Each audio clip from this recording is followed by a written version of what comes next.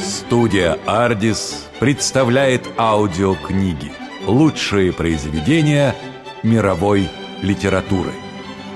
Подробную информацию об аудиокнигах студии «Ардис» смотрите в интернете на сайте www.ardisbook.ru.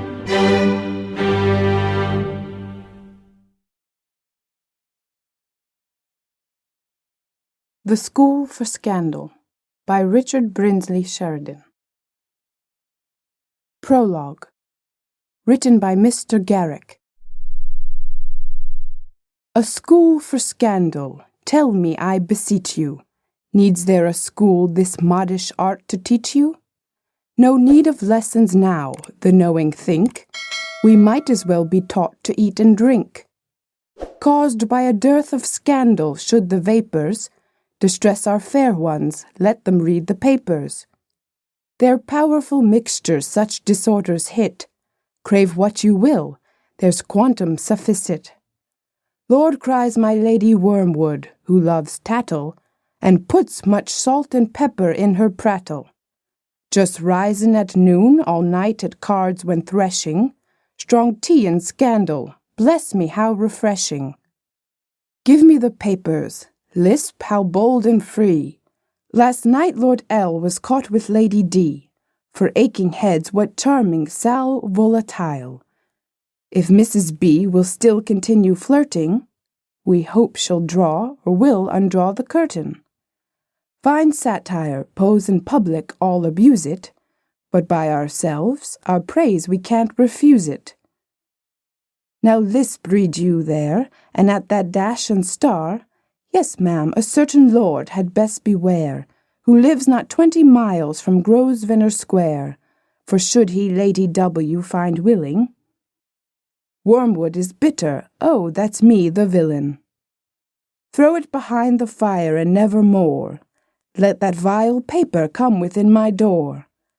Thus at our friends we laugh who feel the dart, to reach our feelings we ourselves must smart. Is our young bard so young to think that he can stop the full spring tide of calumny?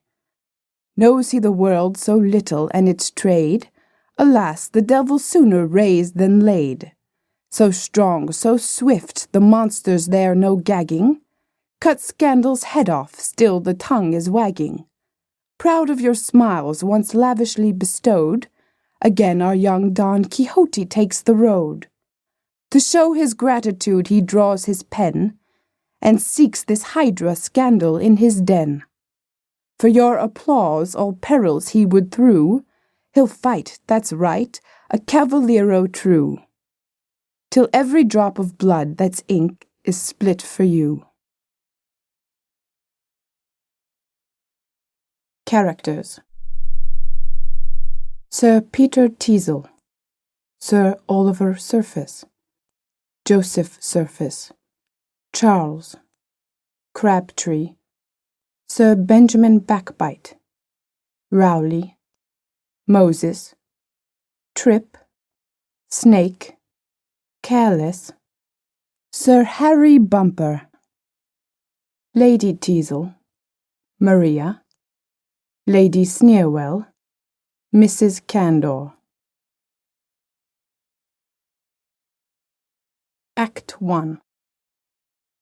Scene 1. Lady Sneerwell's house. Discovered Lady Sneerwell at the dressing table. Snake drinking chocolate. Lady Sneerwell. The paragraphs you say, Mr. Snake, were all inserted? Snake. They were, madam, as I copied them myself in a feigned hand. There can be no suspicion whence they came. Lady Sneerwell. Did you circulate the report of Lady Brittle's intrigue with Captain Bowstall? Snake. That's in as fine a train as your ladyship could wish. In the common course of things, I think it must reach Mrs. Clackett's ears within 24 hours, and then, you know, the business is as good as done. Lady Sneerwell. Why, truly, Mrs. Clackett has a very pretty talent and a great deal of industry. Snake. True, madam, and has been tolerably successful in her day. To my knowledge, she's been the cause of 6 matches being broken off, and 3 sons disinherited, of 4 forced elopements, and as many close confinements, 9 separate maintenances, and 2 divorces. Nay, I have more than once traced her causing a tete-a-tete in the Town and Country magazine, when the parties, perhaps, have never seen each other's faces before in the course of their lives. Lady Sneerwell. She certainly has talents, but her manner is gross. Snake. 'Tis very true. She generally designs well, has a free tongue and a bold invention, but her colouring is too dark, and her outlines often extravagant. She wants that delicacy of tint and mellowness of sneer which distinguishes your ladyship's scandal. Lady Sneerwell. You are partial, Snake. Snake. Not in the least. Everybody allows that Lady Sneerwell can do more with a word or a look than many can with the most laboured detail, even when they happen to have a little truth on their side to support it. Lady Sneerwell. Yes, my dear Snake. And I am no hypocrite to deny the satisfaction I reap from the success of my efforts. Wounded myself in the early part of my life by the envenomed tongue of slander, I confess I have since known no pleasure equal to reducing others to the level of my own injured reputation. Snake. Nothing can be more natural. But, Lady Sneerwell, there is one affair in which you have lately employed me, wherein, I confess, I am at a loss to guess your motives. Lady Sneerwell. I conceive you mean with respect to my neighbour, Sir Peter Tizl, and his family. Snake. I do. Here are 2 young men, to whom Sir Peter has acted as a kind of guardian since their father's death, the eldest possessing the most amiable character, and universally well spoken of, the youngest, the most dissipated and extravagant young fellow in the kingdom, without friends or character. The former an avowed admirer of your ladyship's, and apparently your favourite, the latter attached to Maria, Sir Peter's ward, and confessedly beloved by her. Now, on the face of these circumstances, it is utterly unaccountable to me why you, the widow of a city knight, with a good jointure, should not close with the passion of a man of such character and expectations as Mr. Surface. And more, so why you should be so uncommonly earnest to destroy the mutual attachment subsisting between his brother Charles and Maria. Lady Sneerwell. Then at once to unravel this mystery I must inform you that love has no share whatever in the intercourse between Mr. Surface and me. Snake. No. Lady Sneerwell. His real attachment is to Maria, or to her fortune, but finding in his brother a favoured rival, he has been obliged to mask his pretensions and profit by my assistance. Snake. Yet still I am more puzzled why you should interest yourself in his success. Lady Sneerwell. How dull you are! Cannot you surmise the weakness which I hitherto, through shame, have concealed even from you? Must I confess that Charles, that libertine, that extravagant, that bankrupt in fortune and reputation, that he it is for whom I am anxious and malicious, and to gain whom I would sacrifice everything? Snake. Now, indeed, your conduct appears consistent, but how came you and Mr. Surface so confidential? Lady Sneerwell. For our mutual interest. I have found him out a long time since. I know him to be artful, selfish, and malicious. In short, a sentimental knave. While Sir Peter, and indeed with all his acquaintance, he passes for a youthful miracle of prudence, good sense, and benevolence. Snake. Yes, yet Sir Peter vows he is not his equal in England, and above all he praises him as a man of sentiment. Lady Sneerwell. True, and with the assistance of his sentiment and hypocrisy, he has brought Sir Peter entirely into his interest with regard to Maria, while poor Charles has no friend in the house. Though I fear he has a powerful one in Maria's heart, against whom we must direct our schemes. Enter servant. Servant. Mr. Surface. Lady Sneerwell. Show him up. Exit servant. Enter Joseph Surface. Joseph. My dear Lady Sneerwell, how do you do today? Mr. Snake, your most obedient. Lady Sneerwell. Snake has just been rallying me on our mutual attachment, but I have informed him of our real views. You know how useful he has been to us, and, believe me, the confidence is not ill-placed.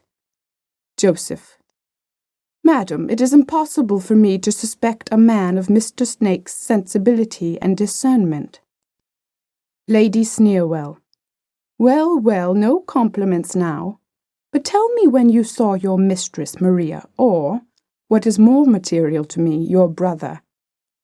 Joseph. I have not seen either since I left you, but I can inform you that they never met. Some of your stories have taken a good effect on Maria. Lady Sneerwell. Ah, my dear Snake, the merit of this belongs to you, but do your brother's distresses increase? Joseph. Every hour. I am told he has had another execution in his house yesterday. In short, his dissipation and extravagance exceed anything I have ever heard of. Lady Sneerwell. Poor Charles. Joseph. True, madam. Notwithstanding his vices, one can't help feeling for him. Poor Charles. I'm sure I wish it were in my power to be of any essential service to him. For the man who does not share in the distresses of a brother, even though merited by his own misconduct, deserves... Lady Sneerwell. Oh, lud, you are going to be moral and forget that you are among friends. Joseph. Gad, it's true. I'll keep that sentiment till I see Sir Peter. However, it certainly is a charity to rescue Maria from such a libertine, who, if he is to be reclaimed, can be so only by a person of your ladyship's superior accomplishments and understanding. Snake. I believe, Lady Sneerwell. Here's company coming. I'll go and copy the letter I mentioned to you. Mr. Surface, your most obedient.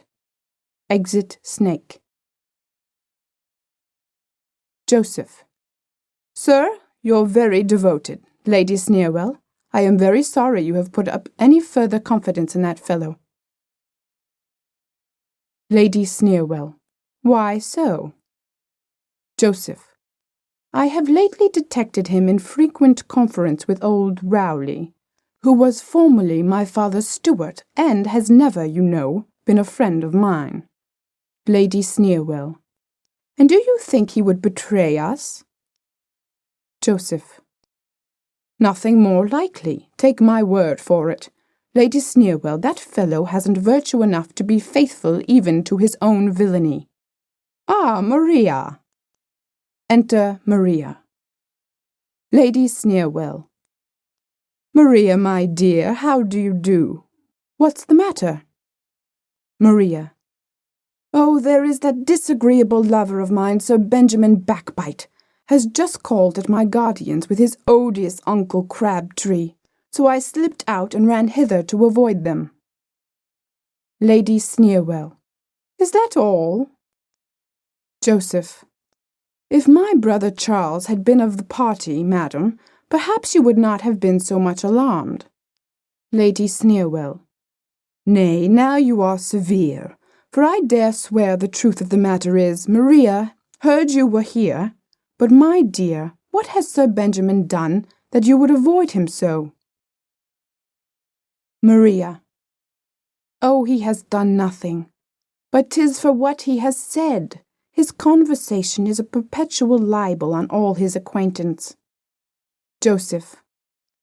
Aye, and the worst of it is, there is no advantage in not knowing him, for he'll abuse a stranger just as soon as his best friend, and his uncle's as bad. Lady Sneerwell. Nay, but should we make allowance? Sir Benjamin is a wit and a poet. Maria. For my part, I confess, madam, wit loses its respect with me when I see it in the company with malice. What do you think, Mr. Surface? Joseph. Certainly, madam. To smile at the jest which plants a thorn in another's breast is to become a principal in the mischief. Lady Sneerwell. There's no possibility of being witty without a little ill nature. The malice of a good thing is the barb that makes it stick. What's your opinion, Mr. Surface? Joseph. To be sure, madam, that conversation where the spirit of raillery is suppressed will ever appear tedious and insipid. Maria. Well, I'll not debate how far scandal may be allowable, but in a man, I am sure, it is always contemptible. We have pride, envy, rivalship, and 1,000 motives to depreciate each other, but the male slanderer must have the cowardice of a woman before he can traduce one. Enter servant. Servant. Madam, Mrs. Candor is below, and if your ladyship is at leisure, will leave her carriage. Lady Sneerwell. Beg her to walk in. Exit servant.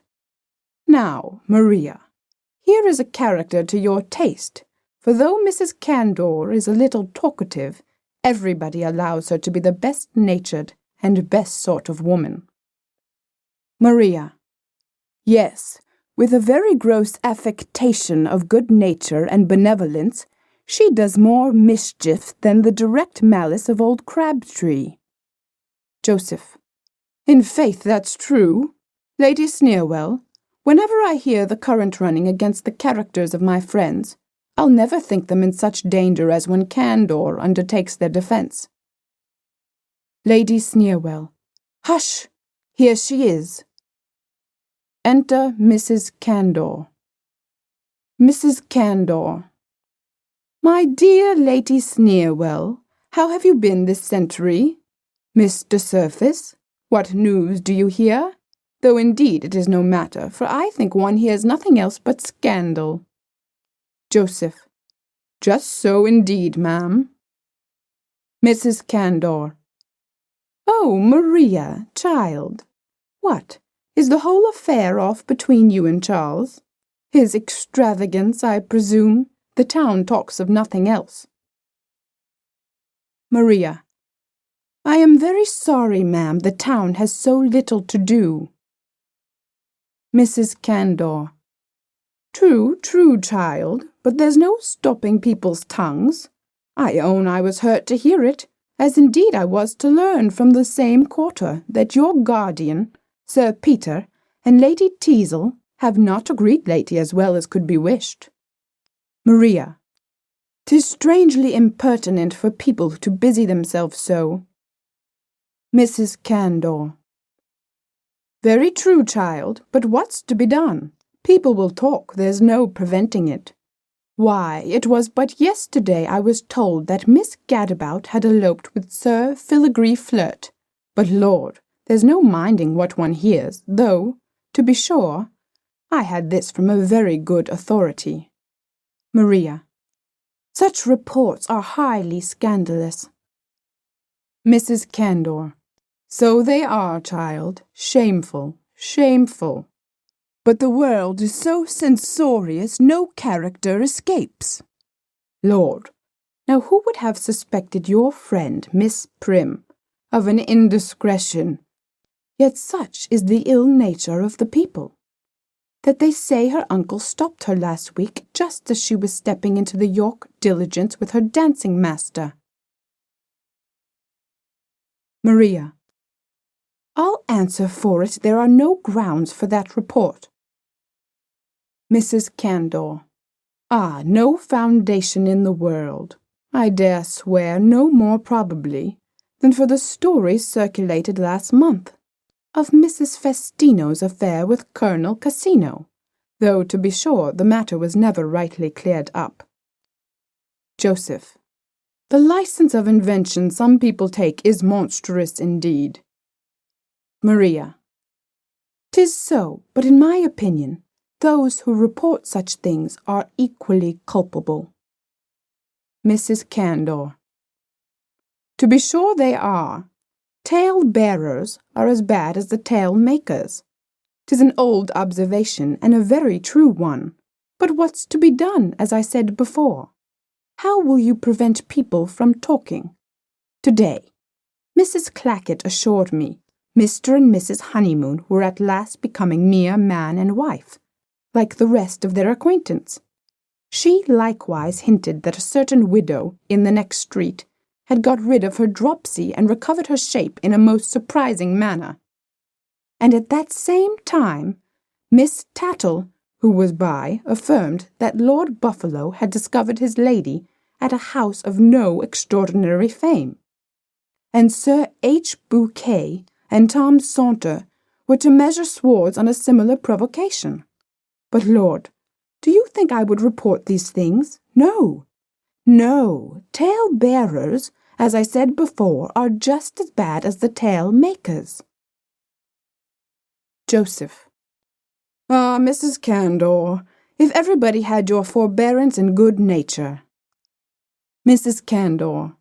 I confess, Mr. Surface, I cannot bear to hear people attack behind their backs, and when ugly circumstances come out against our acquaintance, I own I always love to think the best. But by the by, I hope 'tis not true that your brother is absolutely ruined. Joseph. I am afraid his circumstances are very bad indeed, ma'am. Mrs. Candor. Ah, I heard so, but you must tell him to keep up his spirits. Everybody almost is in the same way. Lord Spindle, Sir Thomas Splint, Captain Quince, and Mr. Nicket, all up, I hear, within this week. So if Charles is undone, he'll find half his acquaintance ruined too, and that, you know, is a consolation. Joseph. Doubtless, ma'am, a very good one. Enter servant. Servant. Mr. Crabtree and Sir Benjamin Backbite. Exit servant. Lady Sneerwell. So, Maria, you see your lover pursues you. Positively you shan't escape. Enter Crabtree and Sir Benjamin Backbite. Crabtree. Lady Sneerwell, I kiss your hand. Mrs. Candor, I don't believe you are acquainted with my nephew, Sir Benjamin Backbite. Egad, ma'am, he has a pretty wit, and is a pretty poet too, isn't he, Lady Sneerwell? Sir Benjamin. Oh, fie, uncle. Crabtree. Nay, egad, it's true. I back him at a rebus or a charade against the best rhymer in the kingdom. Has your ladyship heard the epigram he wrote last week on Lady Frizzly's feather catching fire? Do, Benjamin, repeat it.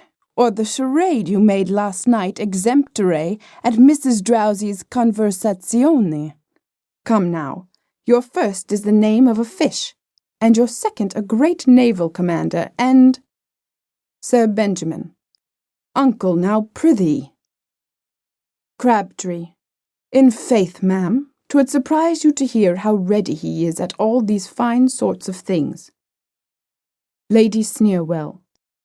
I wonder, Sir Benjamin, you never publish anything. Sir Benjamin. To say truth, ma'am, 'tis very vulgar to print, as my little productions are mostly satires and lampoons on particular people. I find they circulate more by giving copies in confidence to friends of the parties. However, I have some elegies which, when favoured with the lady's smiles, I mean to give the public. Crabtree. For heaven, ma'am, they'll immortalize you. You will be handed down to posterity, like Petrarch's Laura or Weller's Saccharissa. Sir Benjamin. Yes, madam, I think you will like them. when you shall see them on a beautiful quarto page, where a neat rivulet of text shall meander through a meadow of margin. For gad, they will be the most elegant things of their kind. Crabtree. But, ladies, that's true. Have you heard the news? Mrs. Candor. What, sir, do you mean the report of? Crabtree. No, ma'am, that's not it. Miss Nicely is going to be married to her own footman. Mrs. Candor. Impossible. Crabtree. Ask Sir Benjamin. Sir Benjamin. 'Tis very true, ma'am, everything is fixed, and the wedding liveries bespoke. Crabtree. Yes, and they do say there were pressing reasons for it. Lady Sneerwell. Why, I have heard something of this before. Mrs. Candor. It can't be, and I wonder anyone should believe such a story of so prudent a lady as Miss Nicely. Sir Benjamin. Oh, lud! Ma'am, that's the very reason 'twas believed at once.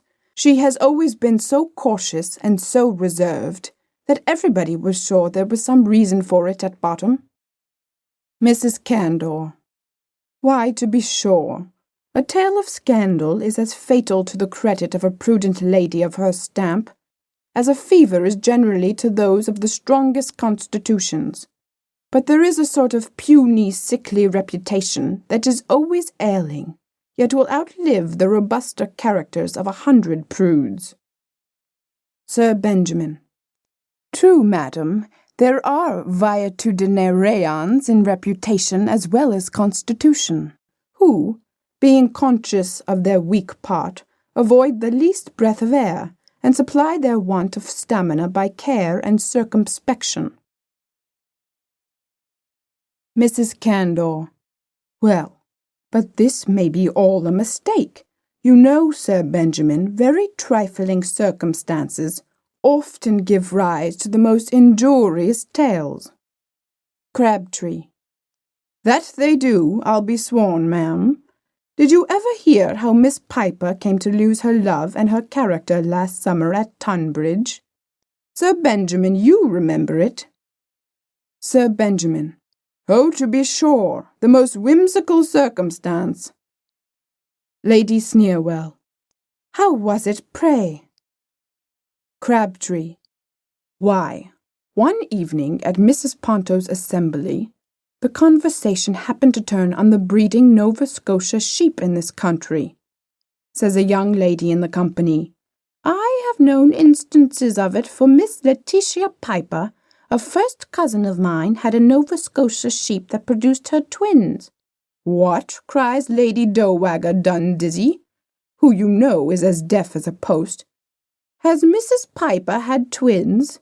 This mistake, as you may imagine, threw the whole company into a fit of laughter.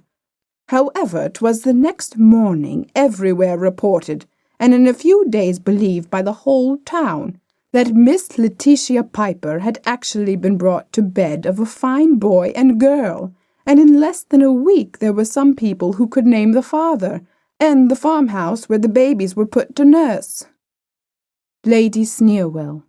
Strange indeed. Crabtree. Matter of fact, I assure you. Oh, lud, Mr. Surface, pray, is it true that your uncle, Sir Oliver, is coming home?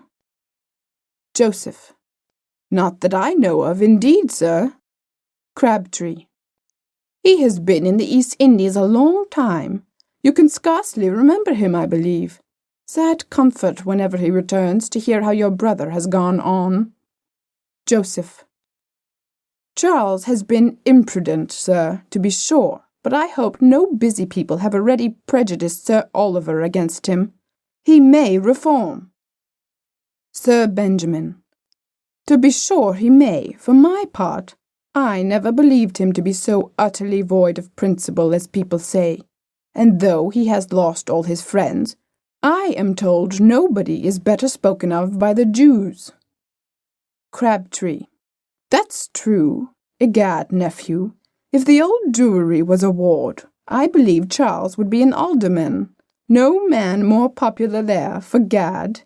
I hear he pays as many annuities as the Irish Totine, and that whenever he is sick, that they have prayers for the recovery of his health in all the synagogues. Sir Benjamin. Yet no man lives in greater splendour. They tell me, when he entertains his friends, he will sit down to dinner with a dozen of his own securities, have a score of tradesmen waiting in the ante-chamber, and an officer behind every guest chair. Joseph. This may be entertainment to you, gentlemen, but you pay very little regard to the feelings of a brother. Maria. Their malice is intolerable. Lady Sneerwell, I must wish you a good morning. I am not very well. Exit Maria. Mrs. Candor. Oh dear, she changes colour very much. Lady Sneerwell. Do, Mrs. Candor, follow her. She may want assistance. Mrs. Candor. That I will, with all my soul, ma'am. Poor dear girl, who knows what her situation may be? Exit Mrs. Candor. Lady Sneerwell. 'Twas nothing but that she could not bear to hear Charles reflected on, notwithstanding their difference. Sir Benjamin. The young lady's penchant is obvious. Crabtree. But, Benjamin, you must not give up the pursuit for that. Follow her, and put her into good humour. Repeat her some of your own verses. Come, I'll assist you. Sir Benjamin. Mr. Surface, I did not mean to hurt you, but depend on it your brother is utterly undone. Crabtree. Oh, lud lay, undone as ever man was. Can't raise a guinea. Sir Benjamin. And everything sold, I'm told. That was movable. Crabtree. I have seen one that was at his house. Not a thing left but some empty bottles that were overlooked, and the family pictures, which I believe are framed in wainscots. Sir Benjamin. I am very sorry also to hear some bad stories against him. Going. Crabtree. Oh, he has done many mean things, that's certain. Sir Benjamin. But however, and he's your brother. Going. Crabtree. We'll tell you another opportunity. Exeunt Crabtree and Sir Benjamin. Lady Sneerwell. Ha, ha, 'tis very hard for them to leave a subject they have not quite run down. Joseph. And I believe the abuse was no more acceptable to your ladyship than Maria. Lady Sneerwell. I doubt her affections are further engaged than we imagine, but the family are to be here this evening, so you may as well dine where you are, and we shall have an opportunity of observing further. In the meantime, I'll go and plot mischief, and you shall study sentiment. Exeunt. Scene 2. Sir Peter's house. Enter Sir Peter. Sir Peter. When an old bachelor marries a young wife, what is he to expect? 'Tis now 6 months since Lady Tizl made me the happiest of men, and I have been the most miserable dog ever since. We tifted a little going to church, and fairly quarrelled before the bells had done ringing. I was more than once nearly choked with gall during the honeymoon, and had lost all comfort in life before my friends had done wishing me joy. Yet I choose with caution a girl bred wholly in the country, who never knew luxury beyond one silk gown, nor dissipation above the annual gala of a race ball. Yet now she plays her part in all the extravagant fopperies of the fashion and the town, with as ready a grace as if she had never seen a bush or a grass plot out of Grosvenor Square.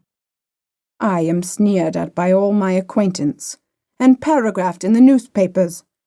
She dissipates my fortune, and contradicts all my humours. Yet the worst of it is, I doubt I love her, or I shall never bear all this. However, I'll never be weak enough to own it. Enter Rowley. Rowley.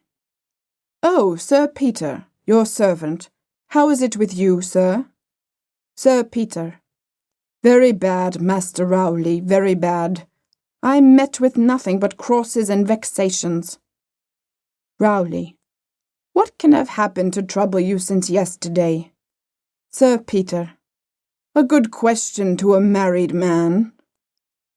Rowley. Nay, I'm sure your lady, Sir Peter, can't be the cause of your uneasiness. Sir Peter.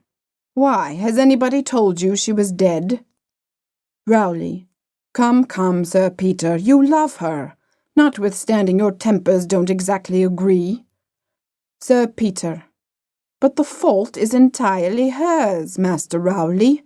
I am myself the sweetest-tempered man alive, and hate a teasing temper, and so I tell her 100 times a day. Rowley. Indeed. Sir Peter. Aye, and what is very extraordinary, in all our disputes she is always in the wrong. But Lady Sneerwell and the set she meets at her house encourage the perverseness of her disposition. Then to complete my vexation, Maria, my ward, who I ought to have the power over, is determined to rebel too, and absolutely refuses the man whom I have long resolved on for her husband, meaning, I suppose, to bestow herself on his profligate brother. Rowley.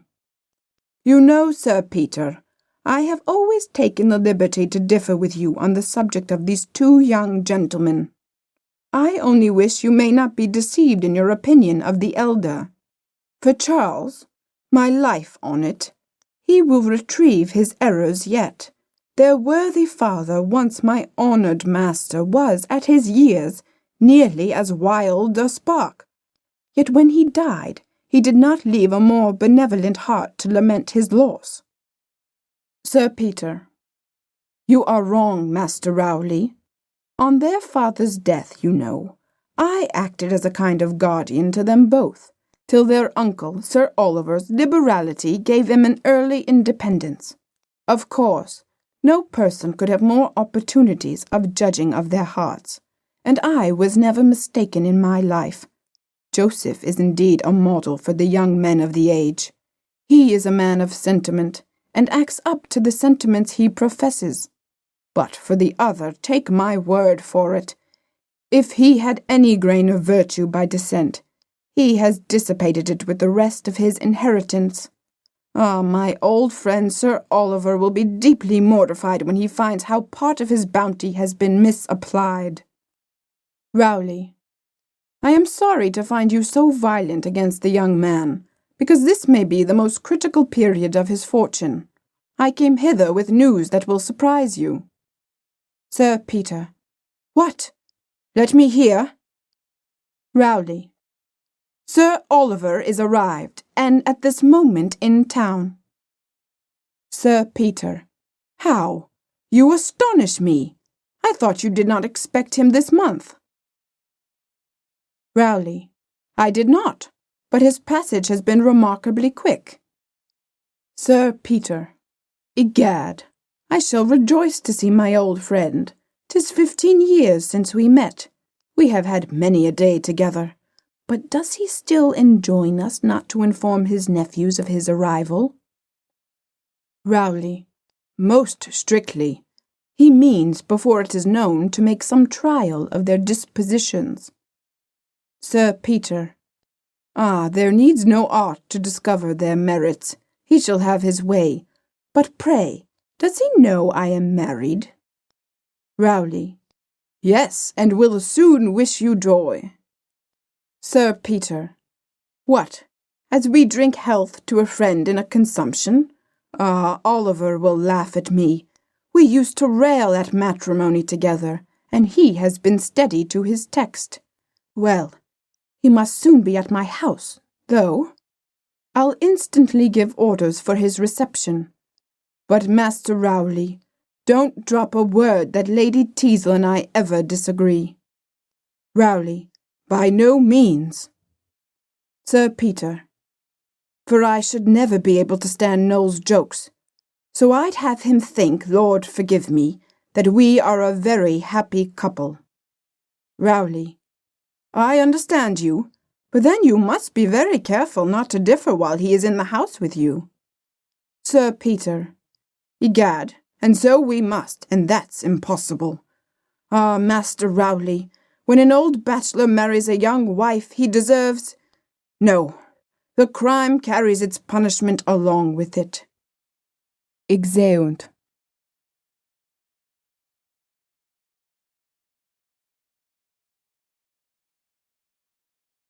Act 2. Scene 1. Sir Peter Tizl's.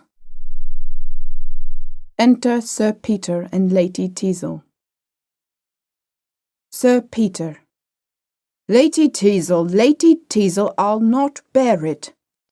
Lady Tizl.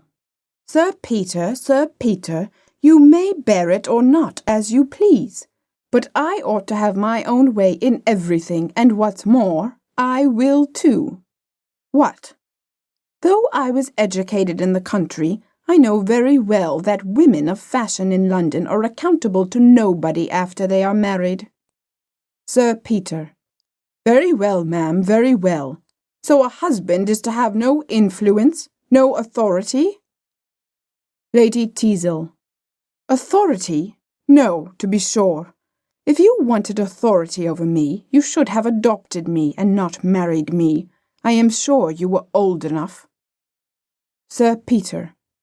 Old enough? Aye, there it is. Well, Lady Tizl, though my life may be made unhappy by your temper, I'll not be ruined by your extravagance. Lady Tizl. My extravagance? I'm sure I'm not more extravagant than a woman of fashion ought to be.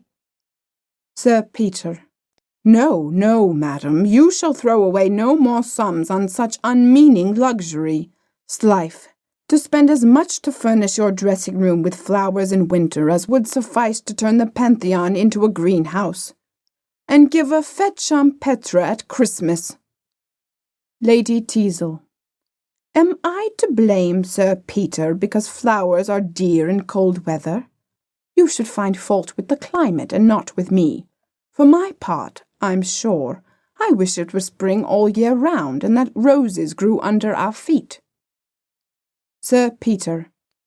Ons, madam, if you had been born to this, I shouldn't wonder at your talking thus. But you forget what your situation was when I married you. Lady Tizl. No, I don't. 'Twas a very disagreeable one, or I should never have married you. Sir Peter. Yes, madam, you were then in somewhat a humbler style, the daughter of a plain country squire. Recollect, Lady Tizl, when I saw you first sitting at your tambour, in a pretty figured linen gown, with a bunch of keys at your side, your hair combed smooth over a roll, and your apartment hung round with fruits in worsted of your own working. Lady Tizl. Oh yes, I remember it very well, and a curious life I led. My daily occupation to inspect the dairy, superintend the poultry, make extracts from the family receipt book, and comb my Aunt Deborah's lapdog. Sir Peter. Yes, ma'am, 'twas so indeed. Lady Tizl. And then you know my evening amusements, to draw patterns for ruffles, which I had not materials to make up, to play Pope Joan with the curate, to read a sermon to my aunt, or to be stuck down to an old spinnade to strum my father to sleep after a fox chase. Sir Peter. I am glad you have so good a memory. Yes, madam, these were the recreations I took you from. But now you must have your coach, vis-a-vis, and 3 powdered footmen before your chair, and, in the summer, a pair of white cats to draw you to Kensington Gardens. No recollection, I suppose, when you were content to ride double behind the butler and a docked coach-horse? Lady Tizl. No, I swear I never did that. I deny the butler and the coach-horse. Sir Peter. This, madam, was your situation, and what have I done for you? I have made you a woman of fashion, of fortune, of rank, in short. I have made you my wife. Lady Tizl. Well then, and there is but one thing more you can make me to add to the obligation, and that is... Sir Peter. My widow, I suppose.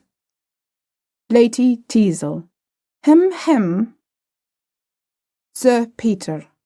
I thank you, madam, but don't flatter yourself. For though your ill conduct may disturb my peace, it shall never break my heart. I promise you, however, I am equally obliged to you for the hint. Lady Tizl. Then why will you endeavour to make yourself so disagreeable to me, and thwart me in every little elegant expense? Sir Peter.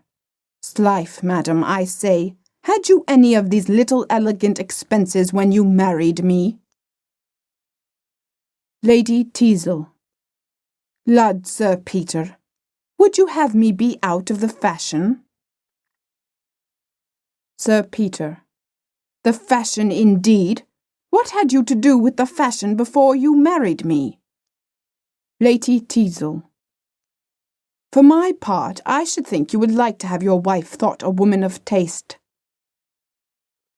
Sir Peter. Ay, there again, taste. Zounds, madam, you had no taste when you married me. Lady Tizl. That's very true indeed, Sir Peter. And after having married you, I should never pretend to taste again, I allow. But now, Sir Peter, if we have finished our daily jangle, I presume I may go to my engagement at Lady Sneerwell's. Sir Peter. Ay, there's another precious circumstance. A charming set of acquaintance you have made there.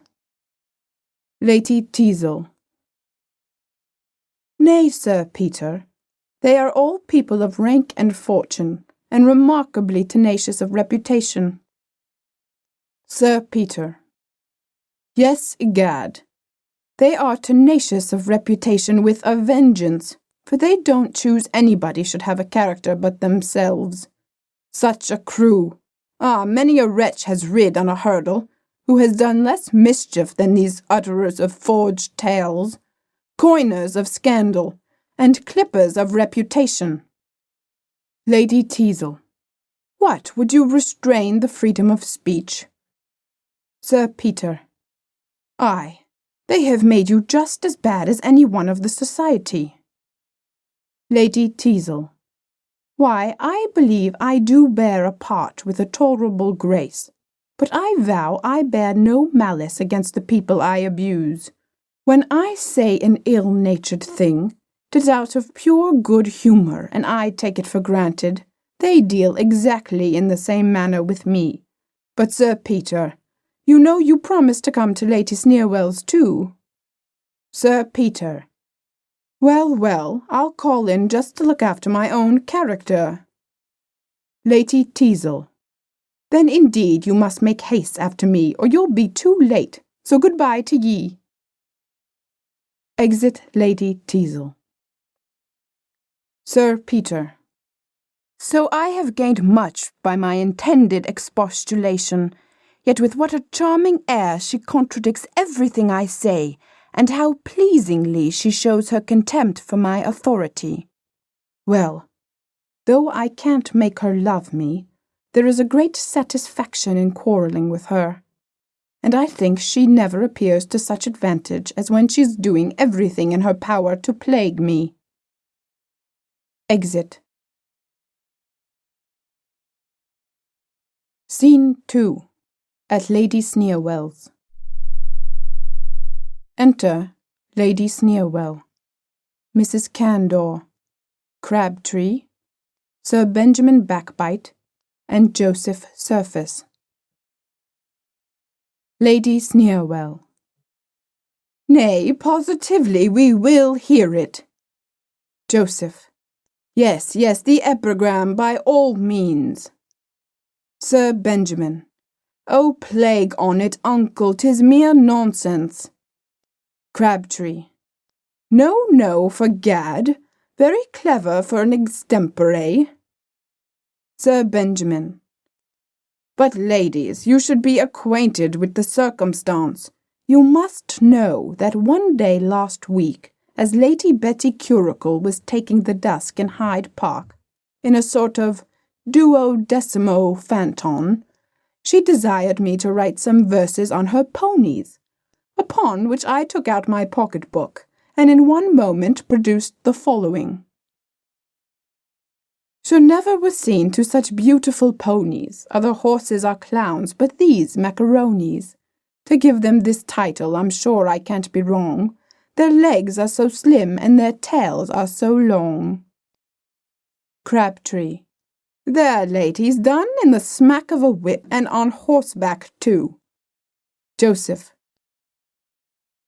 A very faux bus, mounted indeed, Sir Benjamin. Sir Benjamin.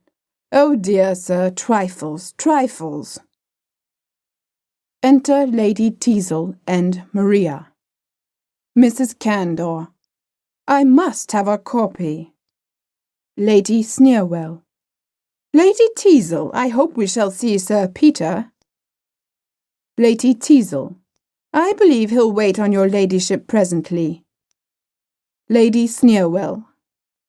Maria, my love, you look grave. Come, you shall sit down to piquet with Mr. Surface. Maria.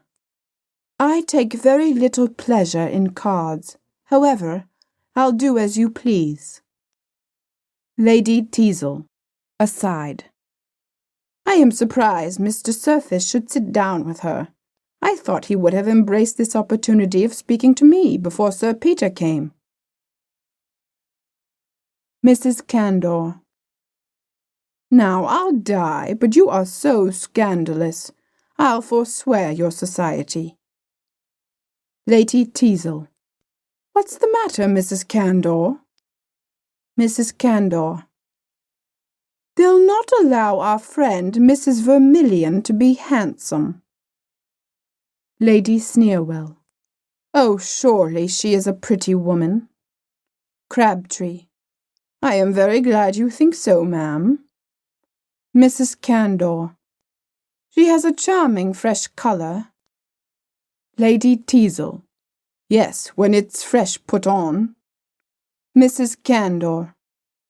Oh, fie! I'll swear her colour is natural. I've seen it come and go.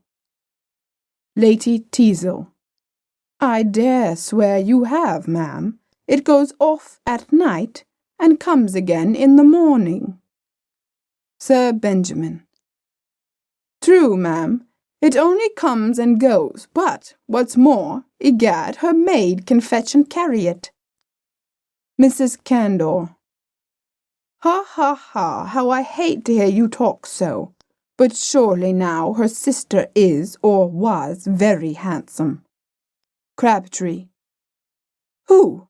Mrs. Evergreen? Oh, Lord, she's 56 if she's an hour. Mrs. Candor.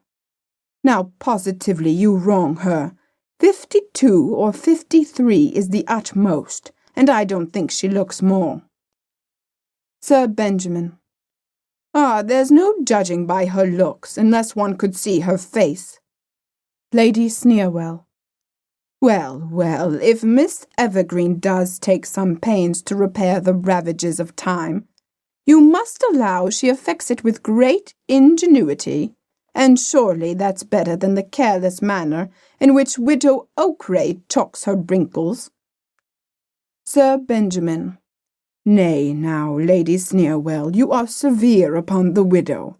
Come, 'tis not that she paints so ill, but when she has finished her face, she joins it so badly to her neck that she looks like a mended statue, in which the connoisseur sees at once the head's modern, though the trunk's antique. Crabtree. Laughs. Well said, nephew. Mrs. Candor laughs. You make me laugh, but I vow I hate you for it. What do you think of Miss Simper? Sir Benjamin. Why, she has very pretty teeth. Lady Tizl. Yes, and on that account, when she is neither speaking nor laughing, which very seldom happens, she never absolutely shuts her mouth, but leaves it always on ajar, as it were, thus. Shows her teeth.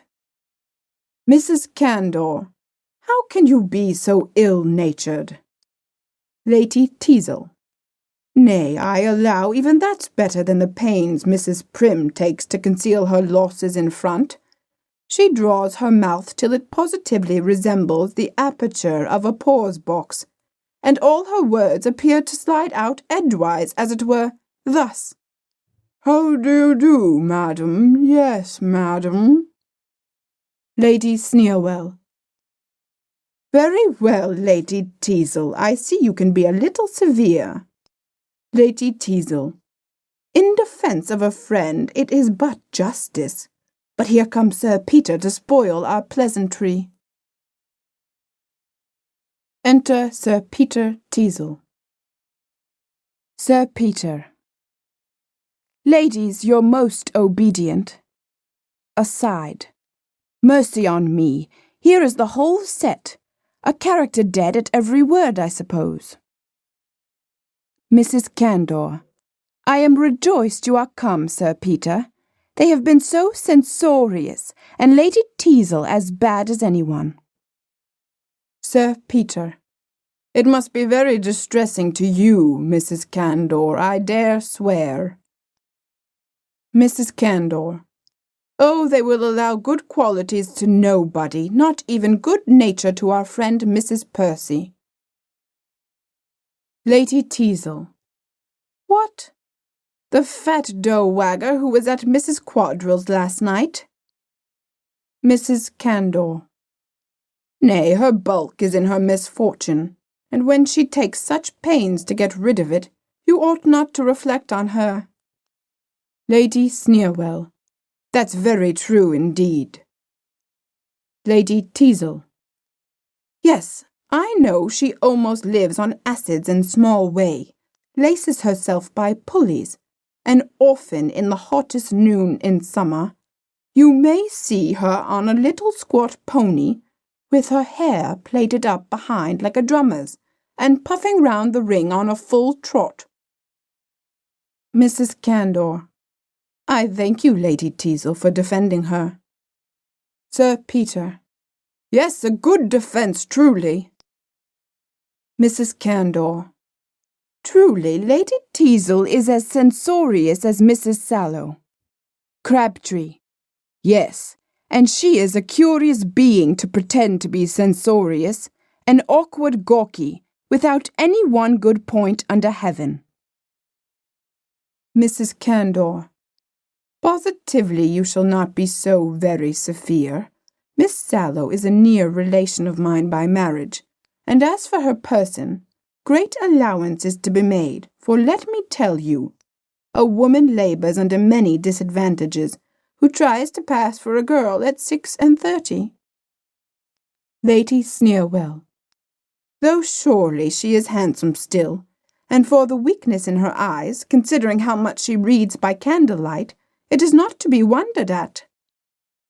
Mrs. Candor.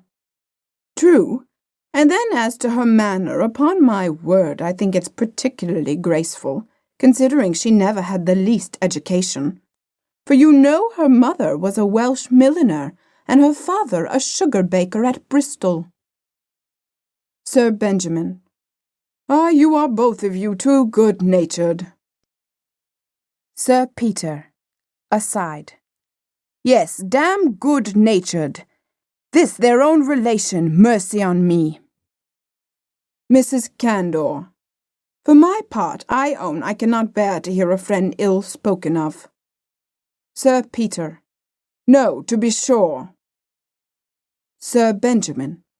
Oh, you are a moral turn, Mrs. Candor, and I can sit for an hour and hear Lady Stucco talk sentiment. Lady Tizl.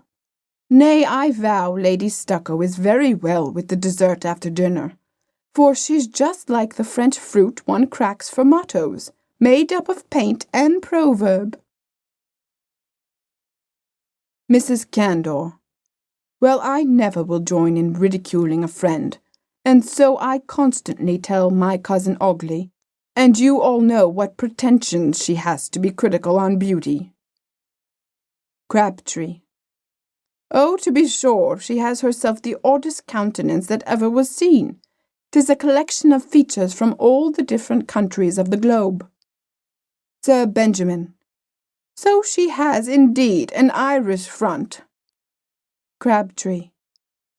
Caledonian locks. Sir Benjamin. Dutch nose. Crabtree. Austrian lips. Sir Benjamin.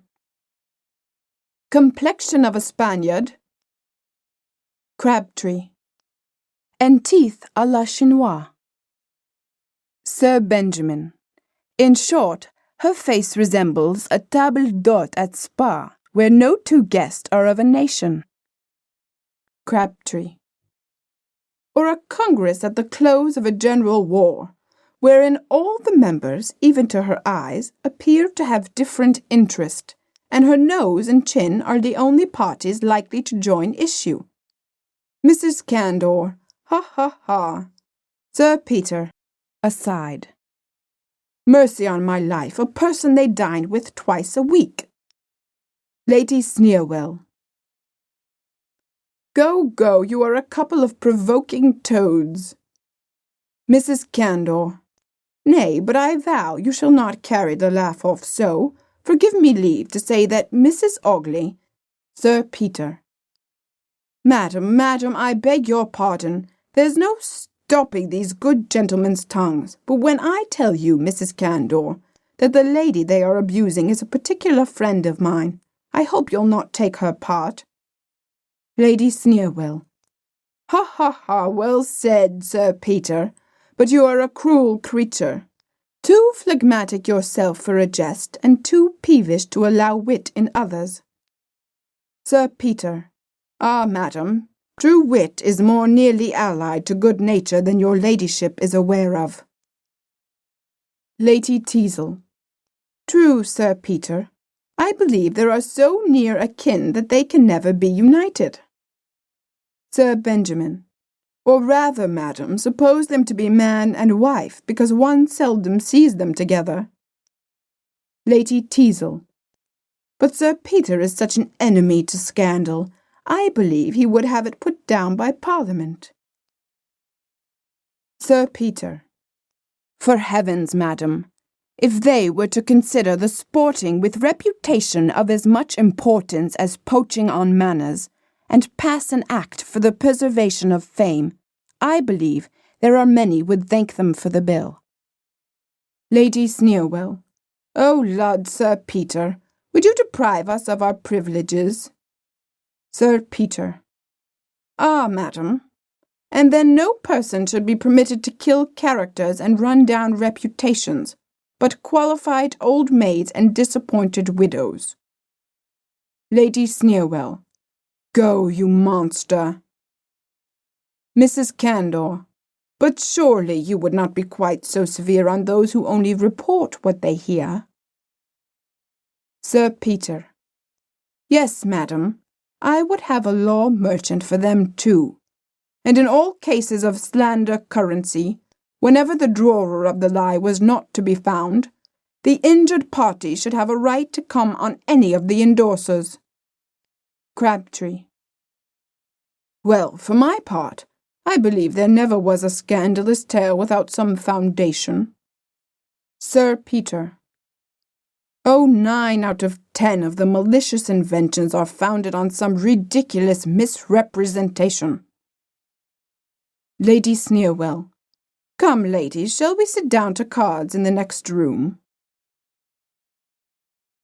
Enter a servant, who whispers Sir Peter. Sir Peter, apart. I'll be with them directly. I'll get away unperceived. Lady Sneerwell. Sir Peter, you are not going to leave us? Sir Peter. Your ladyship must excuse me. I'm called away by particular business, but I'll leave my character behind me. Exit Sir Peter. Sir Benjamin. Well, certainly, Lady Tizl, that lord of yours is a strange being. I could tell you some stories of him would make you laugh heartedly if it were not your husband. Lady Tizl. Oh, pray don't mind that. Come, let's do hear them. Joins the rest of the company going into the next room. Joseph. Maria, I see you have no satisfaction in this society. Maria. How is it possible I should, if to raise malicious smiles at the infirmities or misfortunes of those who have never injured us be the province of wit or humour? Heaven grant me a double portion of dullness. Joseph. Yet they appear more ill-natured than they are. They have no malice at heart. Maria. Then is their conduct still more contemptible? For in my opinion nothing could excuse the intemperance of their tongues, but a natural and uncontrollable bitterness of mind. Joseph. Undoubtedly, madam, and it has always been a sentiment of mine, that to propagate a malicious truth wantingly is more despicable than to falsify from revenge. But can you, Maria, feel thus for others, and be unkind to me alone? Is hope to be denied the tenderest passion? Maria. Why will you distress me by renewing this subject? Joseph. Ah, Maria, you would not treat me thus and oppose your guardian Sir Peter's will, but I see that profligate Charles is still a favoured rival. Maria.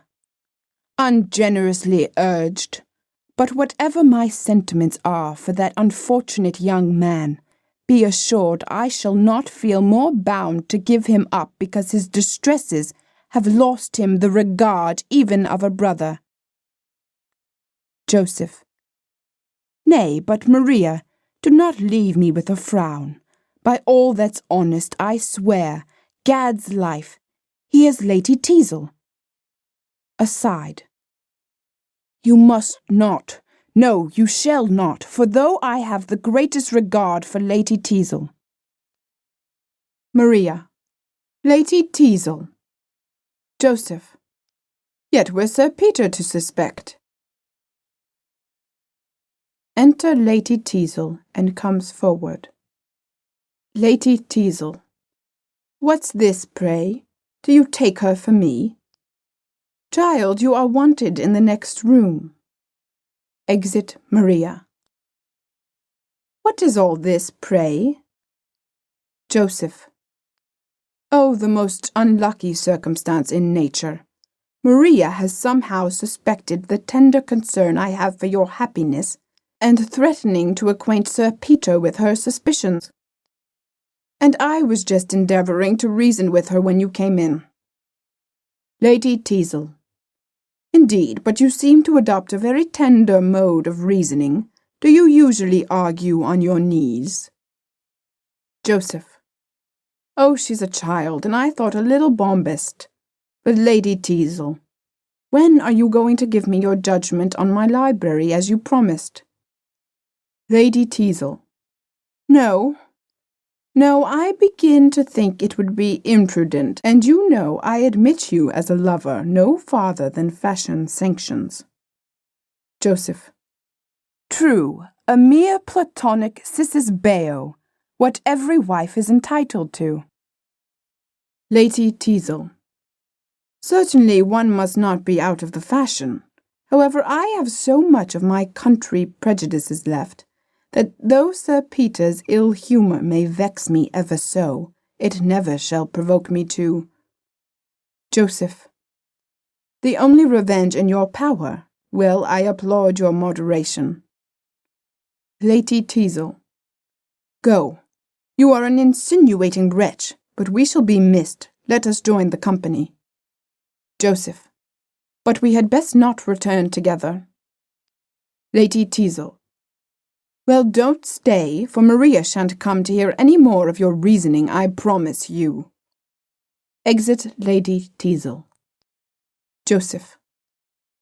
A curious dilemma my politics have run me into. I wanted, at first, only to ingratiate myself with Lady Tizl, that she might not be my enemy with Maria, and I have, I don't know how, become her serious lover. Sincerely I begin to wish I had never made such a point of gaining so very good a character, for it has led me into so many cursed rogueries that I doubt I shall be exposed at last. Exit. Scene 3. Sir Peter Tizl's. Enter Rowley and Sir Oliver Surface. Sir Oliver. Ha, ha, ha, so my old friend is married, eh? A young wife out of the country. Ha, ha, ha, that he should have stood bluff to old bachelor so long, and sink into a husband at last. Rowley.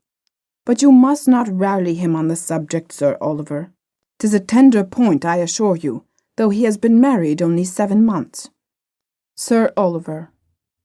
Then he has been just half a year on the stool of repentance? Poor Peter! But you say he has entirely given up Charles? Never sees him, hey? Rowley. His prejudice against him is astonishing, and I am sure greatly increased by a jealousy of him with Lady Tizl, which he has industriously been led into by a scandalous society in the neighbourhood, who have contributed not only to Charles's ill name, whereas the truth is, I believe, if the lady is partial to either of them, his brother is the favourite. Sir Oliver.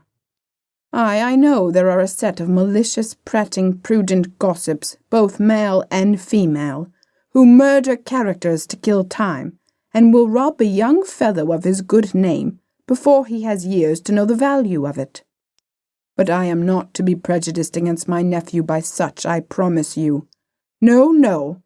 If Charles has done nothing false or mean, I shall compound for his extravagance. Rowley.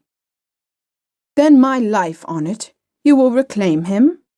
Ah, sir, it gives me new life to find that your heart is not turned against him, and that the son of my good old master has one friend, however, left. Sir Oliver. What, shall I forget Master Rowley when I was at his years myself? Egad, my brother and I were neither of us very prudent youths. You have not seen many better men than your old master was. Rowley. Sir, 'tis this reflection gives me assurance that Charles may yet be a credit to his family. But here comes Sir Peter. Sir Oliver. Egad, so he does, mercy on me. He's greatly altered, and seems to have a settled married look. One may read husband in his face at this distance. Enter Sir Peter Tizl. Sir Peter. Ah, Sir Oliver, my old friend, welcome to England 1,000 times. Sir Oliver. Thank you, Sir Peter, and in faith I'm glad to find you well, believe me. Sir Peter.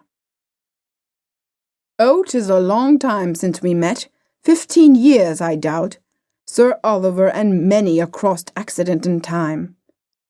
Sir Oliver. Ay, I have had my share, but what? I find you are married, eh?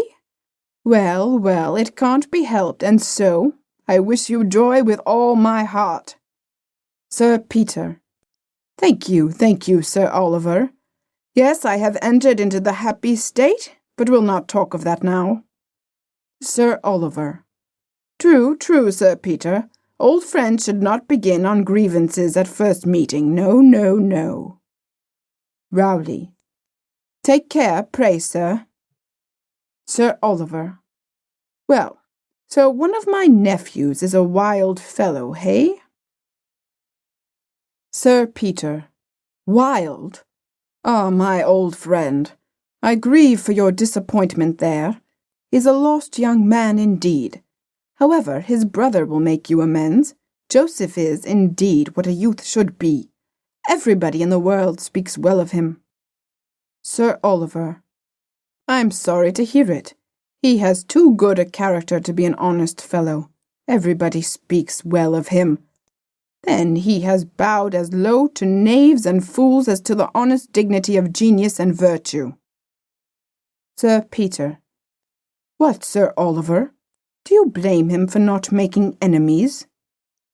Sir Oliver. Yes, if he has merit enough to deserve them. Sir Peter. Well, you'll be convinced then when you know him. 'Tis edification to hear him converse. He professes the noblest sentiments. Sir Oliver. Oh, plague of his sentiments! If he salutes me with a scrap of morality in his mouth, I shall be sick directly. But, however, don't mistake me, Sir Peter. I don't mean to defend Charles's errors, but before I form my judgment of either of them, I intend to make a trial of their hearts, and my friend Rowley and I have planned something for the purpose. Rowley. And Sir Peter shall own for once he has been mistaken. Sir Peter. Oh, my life on Joseph's honour. Sir Oliver. Well, come, give us a bottle of good wine, and we'll drink the lad's health, and tell you our scheme.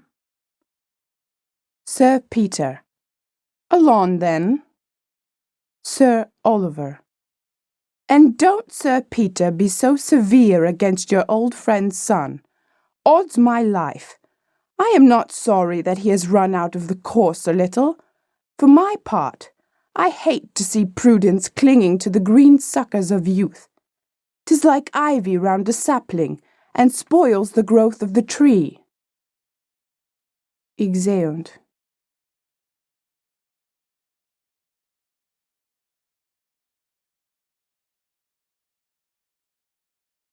Act 3. Scene 1. Sir Peter Tizl's. Enter Sir Peter Tizl, Sir Oliver Surface, and Rowley. Sir Peter. Well then, will we see this fellow first and have our wine afterwards? But how is this, Master Rowley? I don't see the jet of your scheme. Rowley. Why, sir, this Mr. Stanley, whom I was speaking of, is nearly related to them by their mother. He was a merchant in Dublin, but has been ruined by a series of undeserved misfortunes. He has applied by letter to Mr. Surface and Charles. From the former, he has received nothing but evasive promises of future service, while Charles has done all that his extravagance has left him power to do, and he is, at this time, endeavouring to raise a sum of money, part of which, in the midst of his own distresses, I know he intends for the service of poor Stanley. Sir Oliver. Ah, he is my brother's son. Sir Peter. Well, why how is Sir Oliver personally to? Rowley.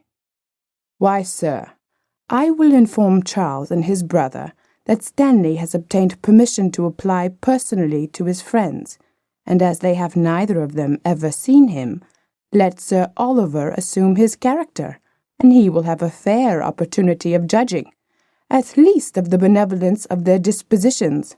And believe me, sir, you will find in the youngest brother one who in the midst of folly and dissipation has still, our immoral bard expressed it, a heart to pity and a hand open as day for melting charity. Sir Peter. Pshaw! What signifies his having an open hand or purse either, when he has nothing left to give? Well, well, make the trial, if you please. But where is the fellow whom you brought for Sir Oliver to examine relative to Charles' affairs? Rowley. Below, waiting his commands, and no one can give him better intelligence. This Sir Oliver is a friendly Jew, who, to do him justice, has done everything in his power to bring your nephew to a proper sense of his extravagance. Sir Peter. Pray, let us have him in. Rowley. Desire Mr. Moses to walk upstairs. Spoken apart to servant. Sir Peter. But pray, why should you suppose he will speak the truth? Rowley. Oh, I have convinced him that he has no chance of recovering certain sums advanced to Charles, but through the bounty of Sir Oliver, who he knows is arrived, so that you may depend on his fidelity to his own interest. I also have another evidence in my power, one Snake, whom I have detected in a matter little short of forgery, and shall speedily produce him to remove some of your prejudices. Sir Peter. I have heard too much on that subject. Rowley. Here comes the honest Israelite. Enter Moses. This is Sir Oliver. Sir Oliver. Sir, I understand you have lately had great dealings with my nephew Charles. Moses. Yes, Sir Oliver. I have done all I could for him, but he was ruined before he came to me for assistance. Sir Oliver. That was unlucky, truly, for you have had no opportunity of showing your talents. Moses. None at all. I hadn't the pleasure of knowing his distresses till he was some thousands worse than nothing. Sir Oliver. Unfortunate indeed, but I suppose you have done all in your power for him, honest Moses. Moses. Yes, he knows that. This very evening I was to have brought him a gentleman from the city, who does not know him and will, I believe, advance him some money. Sir Peter. What? One Charles has never had money from before? Moses. Yes, Mr. Premium, of Crutched Friars, formerly a broker.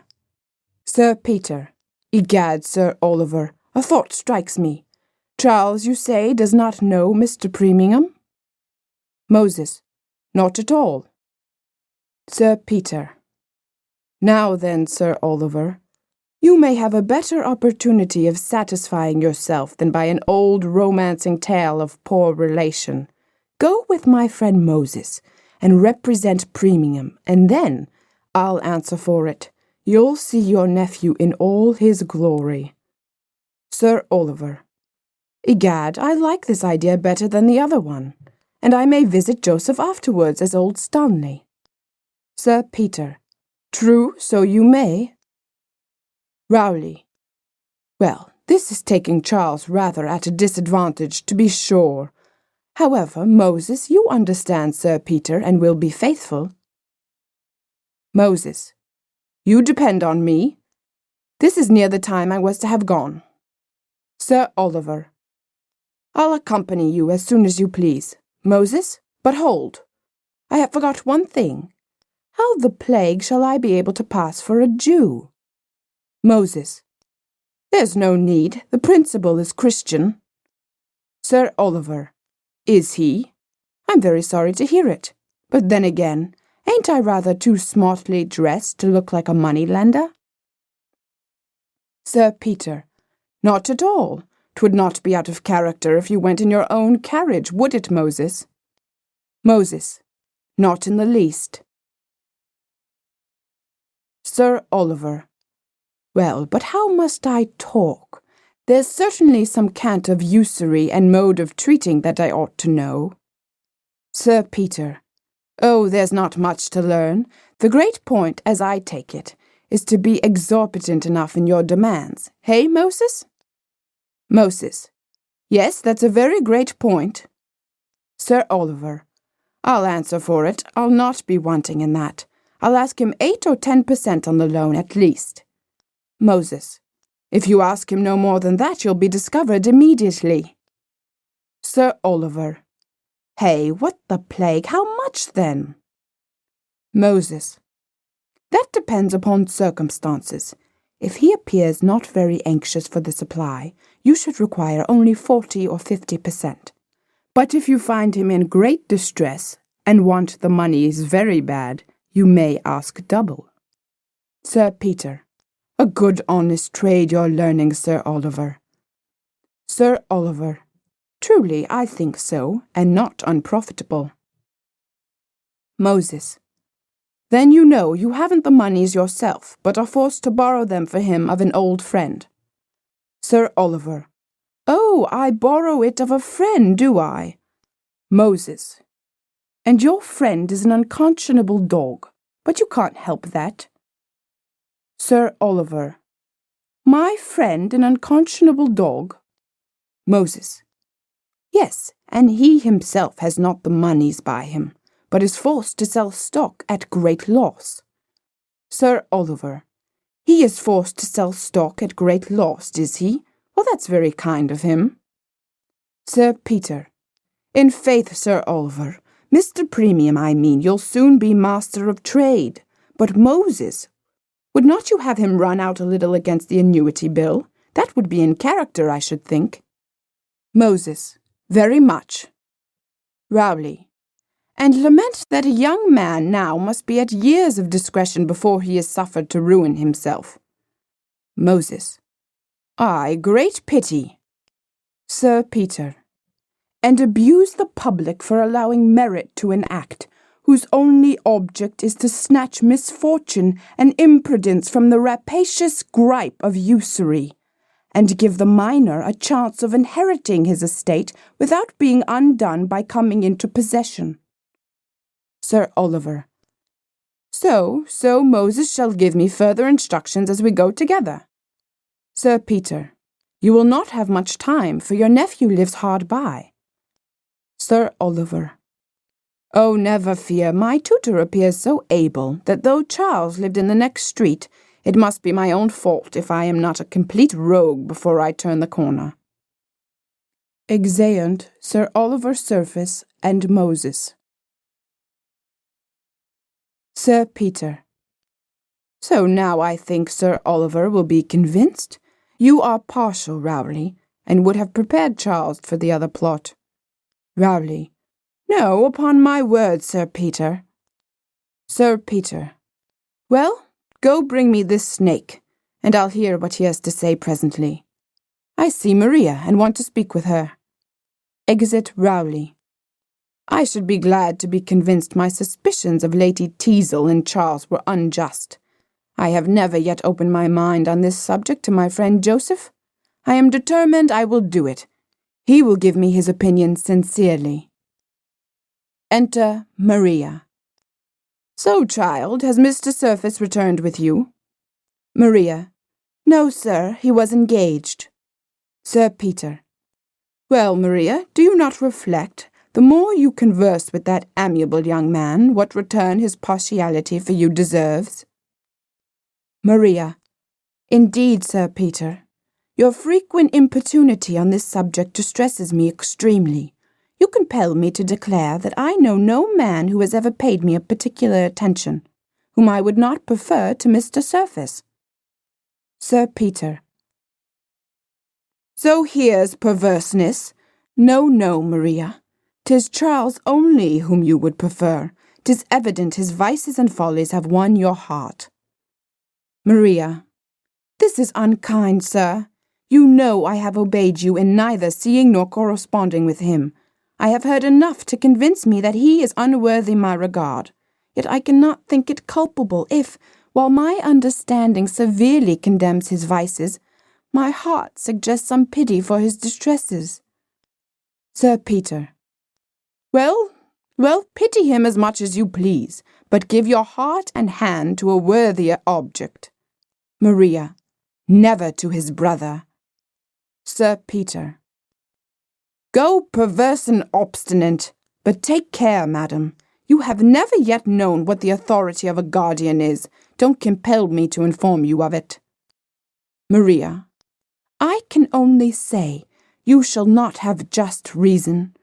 'Tis true, by my father's will, I am for a short period bound to regard you as his substitute, but must cease to think you so when you would compel me to be miserable. Exit Maria. Sir Peter. Was ever a man so crossed as I am? Everything conspiring to fret me. I had not been involved in matrimony a fortnight before her father, a hale and hearty man, died, on purpose, I believe, for the pleasure of plaguing me with the care of his daughter. But here comes my helpmate. She appears in a great good humour. How happy I should be if I could tease her into loving me, though but a little. Enter Lady Tizl. Lady Tizl. Lad, Sir Peter, I hope you haven't been quarrelling with Maria. It is not using me well to be ill-humoured when I'm not by. Sir Peter. Ah, Lady Tizl, you might have the power to make me good-humoured all the time. Lady Tizl. I am sure I wish I had, for I want you to be in a charming, sweet temper at this moment. Do be good-humoured now, and let me have £200, will you? Sir Peter. £200? What?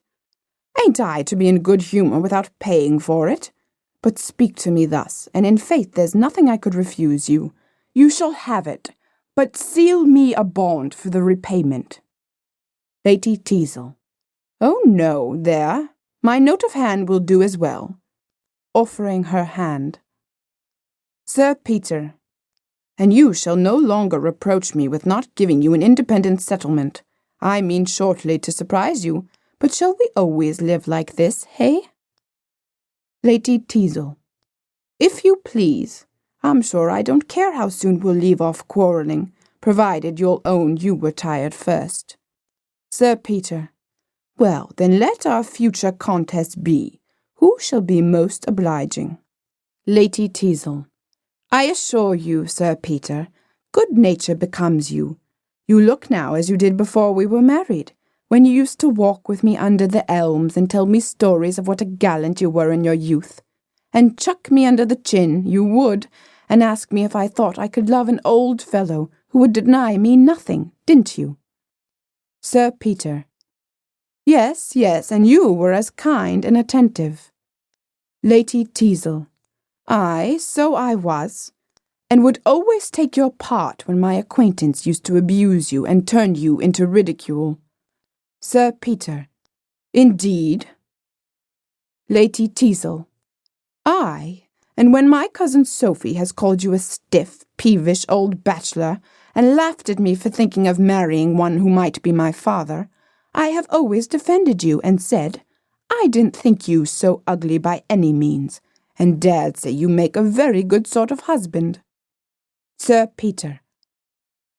And you prophesied right, and we shall now be the happiest couple. Lady Tizl. And never differ again? Sir Peter. No, never. Though at the same time, indeed, my dear Lady Tizl, you must watch your temper very seriously. For in all our little quarrels, my dear, if you recollect, my love, you always began first. Lady Tizl. I beg your pardon, my dear Sir Peter. Indeed, you always gave the provocation. Sir Peter. Now see, my angel, take care. Contradicting isn't the way to keep friends. Lady Tizl. Then don't you begin it, my love. Sir Peter. There, now, you are going on. Don't perceive, my life, that you are just doing the very thing which you know always makes me angry. Lady Tizl. Nay, you know, if you will be angry without any reason, my dear. Sir Peter. There, now you want to quarrel again. Lady Tizl. No, I'm sure I don't, but if you will be so peevish. Sir Peter. There now, who begins first? Lady Tizl. Why, you, to be sure. I said nothing, but there's no bearing your temper.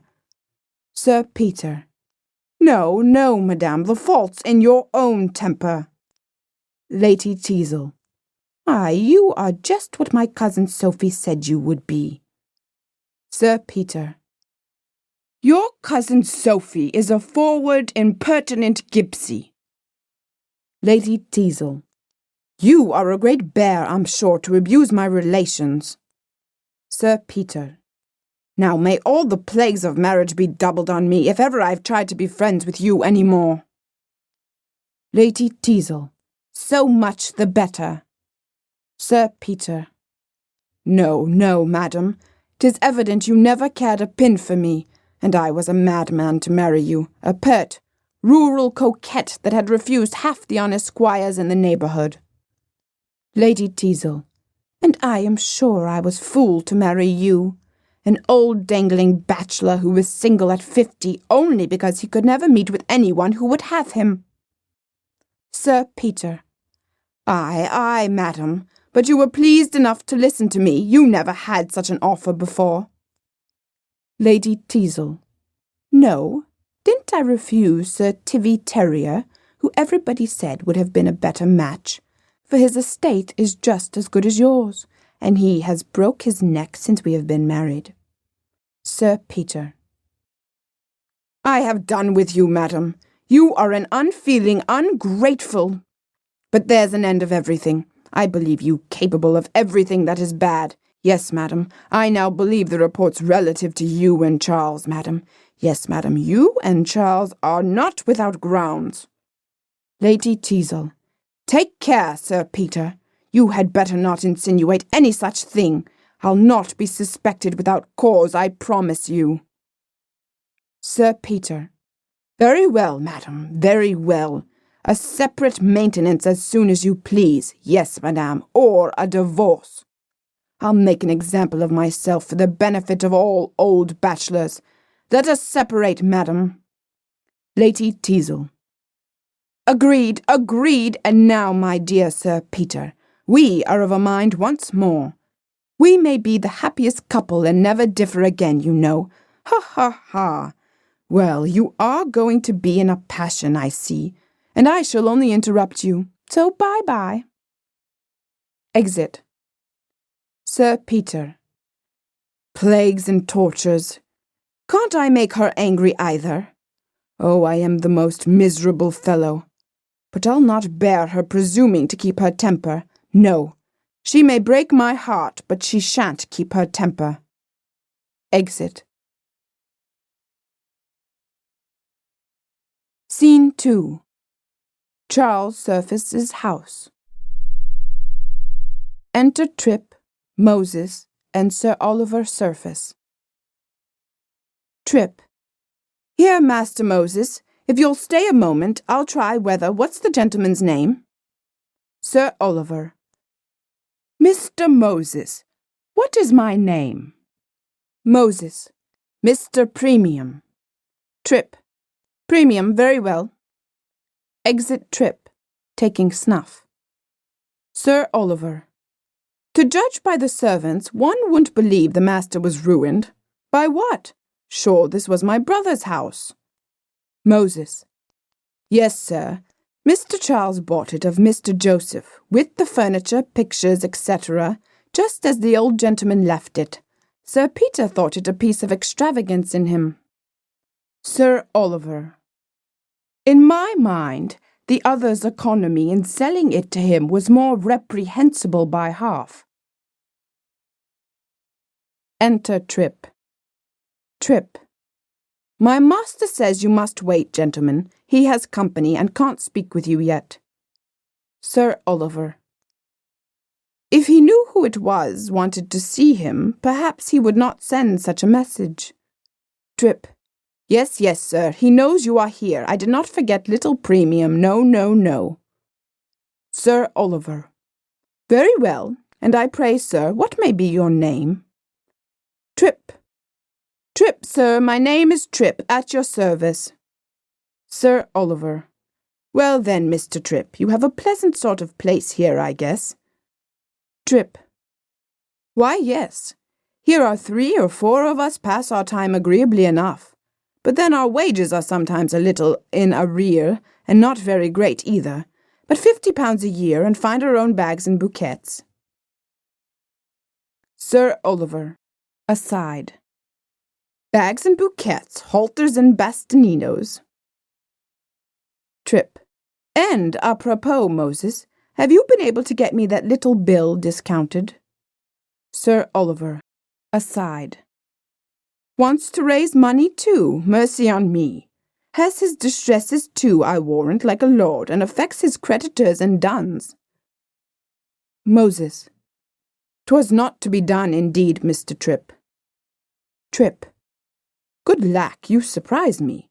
My friend Brush has endorsed it, and I thought when he put his name on the back of a bill 'twas the same as cash. Moses. No, 'twouldn't do. Trip. A small sum, but £20. Hark ye, Moses, do you think you couldn't get it me by way of annuity? Oliver. Aside. An annuity? Ha ha, a footman raise money by way of annuity. Well done, luxury, egad. Moses. Well, but you must insure your place. Trip. Oh, with all my heart, I'll insure my place, and my life, too, if you please. Sir Oliver. Aside. It's more than I would your neck. Moses. But is there nothing you could deposit? Trip. Why, nothing capital of my master's wardrobe has dropped lately, but I could give you a mortgage on some of his winter clothes, with equity of redemption before November, or you shall have the reversion of the French valet, or post obit on the blue and silver. These, I should think, Moses, with a few pair of point ruffles, as a collateral security. Hey, my little fellow? Moses. Well, well. Bell rings. Trip. Egad, I hear the bell. I believe, gentlemen, I can now introduce you. Don't forget the annuity, little Moses. This way, gentlemen, I'll insure my place, you know. Sir Oliver. If the man be a shadow of the master, this is the temple of dissipation indeed. Exeunt. Scene 3. Charles Surface, careless, etc., etc., at a table with wine, etc. Charles.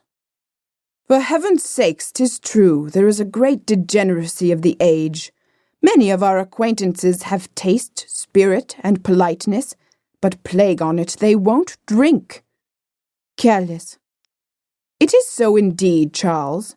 They give in to all the substantial luxuries of the table, and abstain from nothing but wine and wit. Oh, certainly, society suffers by it intolerably. For now, instead of the social spirit of raillery that used to mantle over a glass of bright Burgundy, their conversation has become just like the spa water they drink, which has all the pertness and flatulence of champagne without the spirit or flavour. First Gentleman. But what are they to do who love play better than wine? Careless. True, there is Sir Harry diets himself for gaming, and is now under a hazard regimen. Charles. Then he'll have the worst of it. What, you wouldn't train a horse for course by keeping him from corn? For my part, egad, I'm never so successful as when I'm a little merry. Let me throw on a bottle of champagne and I'll never lose. At least I never feel my losses, which is exactly the same thing. Second Gentleman. Aye, that I believe. Charles. And then, what man can pretend to be a believer in love who is an abjurer of wine? 'Tis the test by which the lover knows his own heart. Fill a dozen bumpers to a dozen beauties, and she that floats atop is the maid that has bewitched you. Charles. Now then, Charles, be honest and give us your real favourite. Charles. Why, I have withheld her only in compassion to you. If I toast her, you must give a round of her peers, which is impossible on earth. Careless. Oh, then we'll find some canonized vessels or heathen goddesses that will do, I warrant. Charles. Here then, bumpers, you rogues. Bumpers. Maria! Maria! Sir Harry. Maria who? Charles. Oh, damn the surname, 'tis too formal to be registered in love's calendar. But now, Sir Harry, beware, we must have beauty superlative. Careless. Nay, never study, Sir Harry. We'll stand to the toast, though your mistress should want an eye, and you know you have a song will excuse you. Sir Harry. Egad, so I have, and I'll give him a song instead of the lady. Song. Here's to the maiden of bashful 15, here's to the widow of 50. Here's to the flaunting, extravagant queen, and here's to the housewife that's thrifty. Chorus. Let the toast pass, drink to the lass. Song. I'll warrant she'll prove an excuse for the glass. Here's to the charmer whose dimples we prize. Now to the maid who has none, sir. Here's to the girl with a pair of blue eyes. And here's to the nymph with but one, sir. Chorus. Let the toast pass, etc. Here's to the maid with a bosom of snow. Now to her that's as brown as a berry. Here's to the wife with a face full of woe. And now to the girl that is merry. Chorus. Let the toast pass, etc. For let 'em be clumsy or let 'em be slim, young or ancient, I care not a feather. So fill a pint bumper quite up to the brim, and let us even toast them together. Chorus. Let the toast pass, etc. All. Bravo, bravo. Enter Trip, and whispers Charles Surface. Charles. Gentlemen, you must excuse me a little. Careless, take the chair, will you? Careless. Nay, prithee, Charles, what now? This is one of your peerless beauties, I suppose, has dropped in by chance. Charles. No, faith, to tell you the truth, 'tis a Jew and a broker who are come by appointment. Careless. Oh, damn it, let's have the Jew in.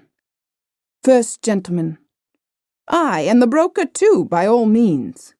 Second gentleman. Yes, the Jew and the broker. Charles. Egad, with all my heart. Trip, bid the gentleman walk in, though there's one of them a stranger, I can tell you. Exit Trip. Careless. Charles. Let us give them some generous burgundy, and perhaps they'll grow conscientious. Charles. Oh, hang 'em, no. Wine does but draw forth a man's natural qualities, and to make them drink would only be to whet their knavery. Enter Trip, Sir Oliver, and Moses. Charles. So, honest Moses, walk in, pray, Mr. Premium. That's the gentleman's name, isn't it, Moses? Moses. Yes, sir. Charles. Set chairs, Trip, sit down, Mr. Premium. Glasses. Trip, sit down, Moses, come. Mr. Premium, I'll give you a sentiment. Here's success to usury. Moses, fill the gentleman a bumper. Moses. Success to usury. Careless. Right, Moses. Usury is prudence and industry, and deserves to succeed. Sir Oliver. Then here's all the success it deserves. Careless. No, that won't do. Mr. Premium, you have demurred at the toast, and must drink it in a pint bumper. First gentleman. A pint bumper at least. Moses. Oh, pray, sir, consider, Mr. Premium's a gentleman. Careless. And therefore loves good wine. Second gentleman. Give Moses a quart glass. This is mutiny and a high contempt for the chair. Careless. Here, now for it. I'll see justice done to the last drop of my bottle. Sir Oliver. Nay, pray, gentlemen, I did not expect this usage. Charles. No, hang it, you shan't. Mr. Premium's a stranger. Sir Oliver. Aside. Odd. I wish I was well out of their company. Careless. Plague on 'em, then. If they don't drink, we'll not sit down with them. Come, Harry, the dice are in the next room. Charles, you join us when you have finished your business with the gentleman. Charles. I will. Exeunt. Exit. Careless. Careless, returning. Well? Charles. Perhaps I may want you. Careless. Oh, you know I am always ready. Word, note, or bond, 'tis all the same to me. Exit. Moses. Sir, this is Mr. Premium, a gentleman of the strictest honour and secrecy, and always performs what he undertakes. Mr. Premium, this is... Charles. Pshaw, have done, sir. My friend Moses is a very honest fellow, but a little slow at expression. He'll be an hour giving us our titles. Mr. Premium, the plain state of the matter is this. I am an extravagant young fellow who wants to borrow money. You, I take to be the prudent old fellow who have got money to lend. I am a blockhead enough to give 50% sooner than not have it, and you, I presume, are rogue enough to take 100 if you can get it. Now, sir, you see we are acquainted at once, and may proceed to business without further ceremony. Sir Oliver. Exceedingly frank, upon my word. I see, sir, you are not a man of many compliments. Charles. Oh, no, sir. Plain dealing in business, I always think best. Sir Oliver. Sir, I like you the better for it. However, you are mistaken in one thing. I have no money to lend, but I believe I could procure some of a friend. But then he is an unconscionable dog, isn't he, Moses? Moses. But you can't help that. Sir Oliver. And must sell stock to accommodate you, mustn't he, Moses? Moses. Yes, indeed. You know I always speak the truth and scorn to tell a lie. Charles. Right. People that speak the truth generally do. But these are trifles, Mr. Premium. What, I know money isn't to be bought without paying for it. Sir Oliver. Well, but what security could you give? You have no land, I suppose. Charles. Not a molehill nor a twig, but what's in the bough pots out of the window. Sir Oliver. Nor any stock, I presume. Charles. Nothing but livestock, and that's only a few pointers and ponies. But pray, Mr. Premium, are you acquainted at all with any of my connections? Sir Oliver. What, to say truth, I am. Charles. Then you must know that I have a devilish rich uncle in the East Indies, Sir Oliver Surface, from whom I have the greatest expectations. Sir Oliver. That you have a wealthy uncle I have heard, but how your expectations will turn out is more, I believe, than you can tell. Charles. Oh no, there can be no doubt. They tell me I'm a prodigious favourite and that he talks of leaving everything to me. Sir Oliver. Indeed, this is the first I've heard of it. Charles. Yes, 'tis just so. Moses knows 'tis true, don't you, Moses? Moses. Oh, yes, I swear to it. Sir Oliver. Aside. Egad, that'll persuade me presently. I am at Bengal. Charles. Now I propose, Mr. Premium, if it's agreeable to you, a post-obit on Sir Oliver's life, though at the same time the old fellow has been so liberal to me that I give you my word I should be very sorry to hear that anything has happened to him. Sir Oliver. Not more than I should, I assure you. But the bond you mention happens to be just the worst security you could offer me, for I might live to 100 and never see the principal. Charles. Oh, yes, you would. The moment Sir Oliver dies, you know, you would come on me for the money. Sir Oliver. Then I believe I should be the most unwelcome dun you ever had in your life. Charles. What, I suppose you're afraid that Sir Oliver is too good a life? Sir Oliver. No, indeed, I am not, though I have heard he is as hale and healthy as any man of his years in Christendom. Charles. There again you are misinformed. No, the climate has hurt him considerably, poor Uncle Oliver. Yes, he breaks apace, I'm told, and is so much altered lately that his nearest relations don't know him. Sir Oliver.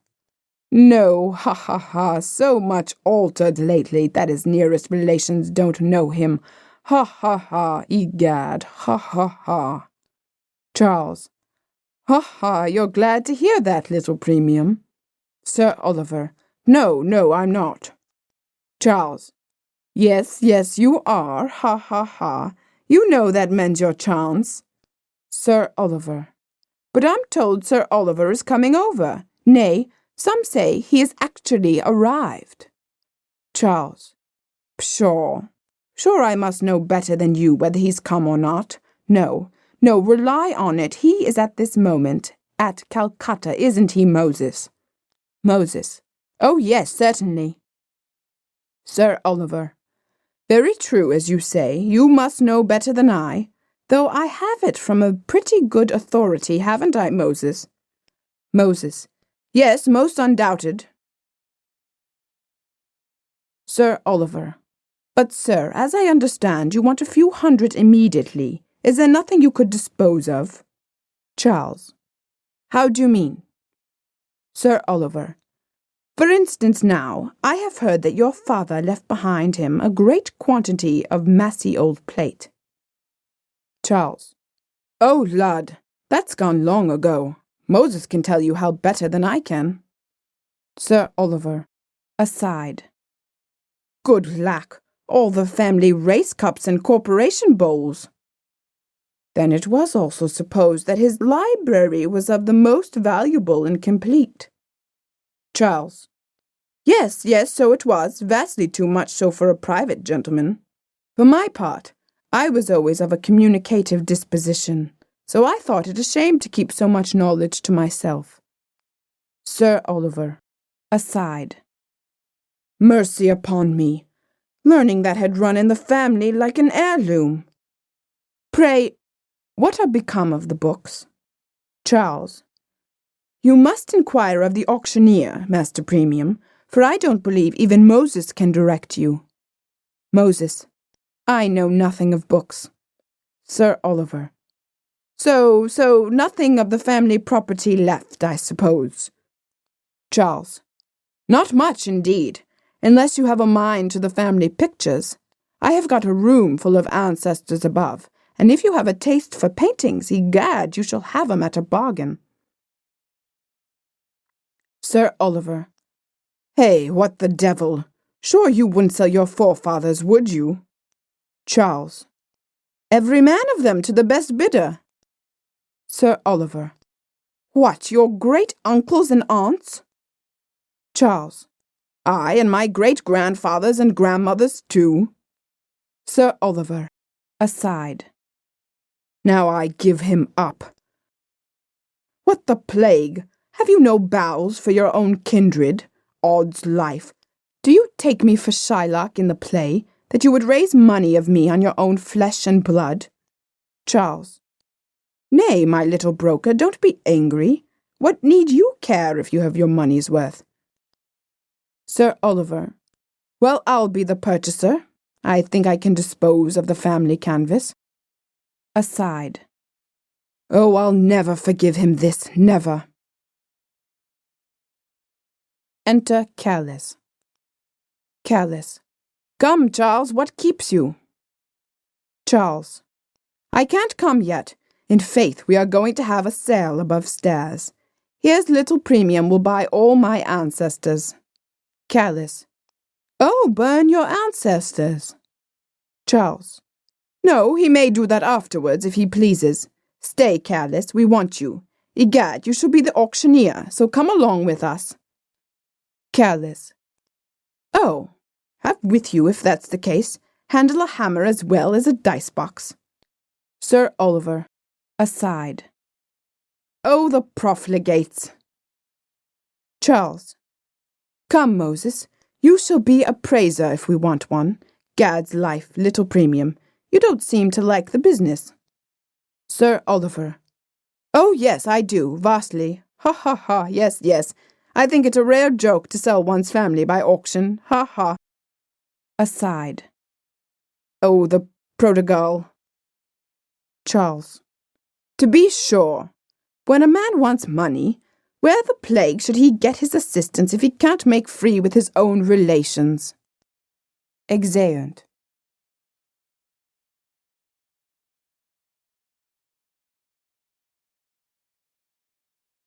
Act 4. Scene 1. Picture room at Charles's. Enter Charles Surface, Sir Oliver Surface, Moses, and Careless. Charles. Walk in, gentlemen, pray walk in. Here they are, the family of the Surfaces, up to the conquest. Sir Oliver. And in my opinion, a goodly collection. Charles. Aye, these are done in the true spirit of portrait painting. No volunteer grace or expression, not like the works of your modern Raphaels, who give you the strongest resemblance, yet contrive to make your portrait independent of you, so that you may sink the original and not hurt the picture. No. The merit of these is the inveterate likeness, all stiff and awkward as the originals, and like nothing in human nature besides. Sir Oliver. We shall never see such figures of men again. Charles. I hope not. Well, you see, Master Premium, what a domestic character I am. Here I sit of an evening surrounded by my family. But come, get your pulpit. Mr. Auctioneer, here's an old gouty chair of my father's will answer the purpose. Careless. Aye, this will do. But, Charles, I haven't a hammer, and what's an auctioneer without his hammer? Charles. Egad, that's true. What parchment have we here? Oh, a genealogy in full. Here, Careless, you shall have no common bit of mahogany. Here's the family tree for you, you rogue. This shall be your hammer. And now you may knock down my ancestors with their own pedigree. Sir Oliver. What an unnatural rogue. Aside. An ex post facto parricide. Careless. Yes, here's a bit of your generation indeed. Faith, Charles, this is the most convenient thing you could have found for the business, for it will serve not only as a hammer, but a catalogue into the bargain. Come, begin. Going. Charles. Bravo, Careless. Well, here's my great-uncle, Sir Richard Raveline, a marvellous good general in his day, I assure you. He served in all the Duke of Marlborough's wars, and got that cut over his eye at the Battle of Malplaquet. What you say, Mr. Premium? Look at him. There's a hero, not cut out of his feathers as your modern clip captains are, but enveloped in wig and regimentals as a general should be. What do you bid? Moses. Mr. Premium would have you speak. Charles. Why, then, he should have him for £10, and I'm sure that's not dear for a staff officer. Sir Oliver. Aside. Heaven deliver me, his famous Uncle Richard for £10? Well, sir, I'll take him at that. Charles. Careless, knock down my Uncle Richard. Here. Now is a maiden sister of his, my great-aunt Deborah, done by Nella, though, to be in his best manner, a very formidable likeness. There she is, you see, a shepherdess feeding her flock. You shall have her for £5.10. The sheep are worth the money. Sir Oliver. Aside. Poor Deborah, a woman who set such a value on herself. £5.10, she's mine. Charles. Knock down my Aunt Deborah. Here now are two that were a sort of cousins of theirs. You see, Moses, these pictures were done some time ago, when beaux wore wigs and the ladies wore their own hair. Sir Oliver. Yes, true, headdresses appear to have been a little lower in those days. Charles. Well, take that couple for the same. Moses. 'Tis a good bargain. Charles. Careless. This now is grandfather of my mother's, a learned judge, well known on the Western Circus. What do you rate him at, Moses? Moses. 4 guineas. Charles. 4 guineas? Gad's life. You don't bid me the price of his wig, Mr. Premium. You have more respect for the whole sack. Do let us knock his lordship down at 15. Sir Oliver. By all means. Careless. Gone. Charles. And there are 2 brothers of his, William and Walter Blunt, Esquires, both members of Parliament and noted speakers. And what's very extraordinary, I believe, this is the first time they were ever bought or sold. Sir Oliver. This is very extraordinary indeed. I'll take them at your own price for the honour of Parliament. Cadis. Well said, little premium. I'll knock them down at 40. Charles. Here's a jolly fellow. I don't know what relation, but he was Mayor of Manchester. Take him at £8. Sir Oliver. No, 6 will do for the Mayor. Charles. Come, make it guineas, and I'll throw you the 2 aldermen there into the bargain. Sir Oliver. They're mine. Charles. Careless, knock down the Mayor and aldermen, but plague on it. We shall be all day retailing in this manner. Do let us deal wholesale. What do you say, little premium? Give us £300 for the rest of the family in the lump. Careless. Aye, that will be the best way. Sir Oliver. Well, anything to accommodate you. They are mine. But there is one portrait which you have always passed over. Careless. What, that ill-looking fellow over the settee? Sir Oliver. Yes, sir, I mean that, though I don't think him so ill-looking a little fellow by any means. Charles. What, that? Oh, that's my Uncle Oliver. 'Twas done before he went to India. Careless. Your Uncle Oliver? Gad. Then you'll never be friends, Charles. That now, to me, is a sterner-looking a rogue as I ever saw, an unforgiving eye, and a damned disinheriting countenance. An inveterate knave, depend on it. Don't you think so, little premium? Sir Oliver. Upon my soul, sir. I do not. I think it as an honest-looking a face as in any the room, dead or alive. But I suppose Uncle Oliver goes with the rest of the lumber. Charles. No, hang it, I'll not part with poor Noel. The fellow has been very good to me, and egad, I'll keep his picture while I've a room to put it in. Sir Oliver. Aside. The rogue's my nephew after all. But, sir, I have somehow taken a fancy to that picture. Charles. I'm sorry for it, for you certainly will not have it. Ons, haven't you got enough of them? Sir Oliver. Aside. I forgive him everything.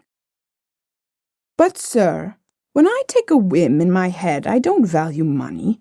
I'll give you as much for that as for all the rest. Charles. Don't tense me, Master Broker. I'll tell you I'll not part with it, and there's an end of it. Sir Oliver. Aside. How like his father the dog is.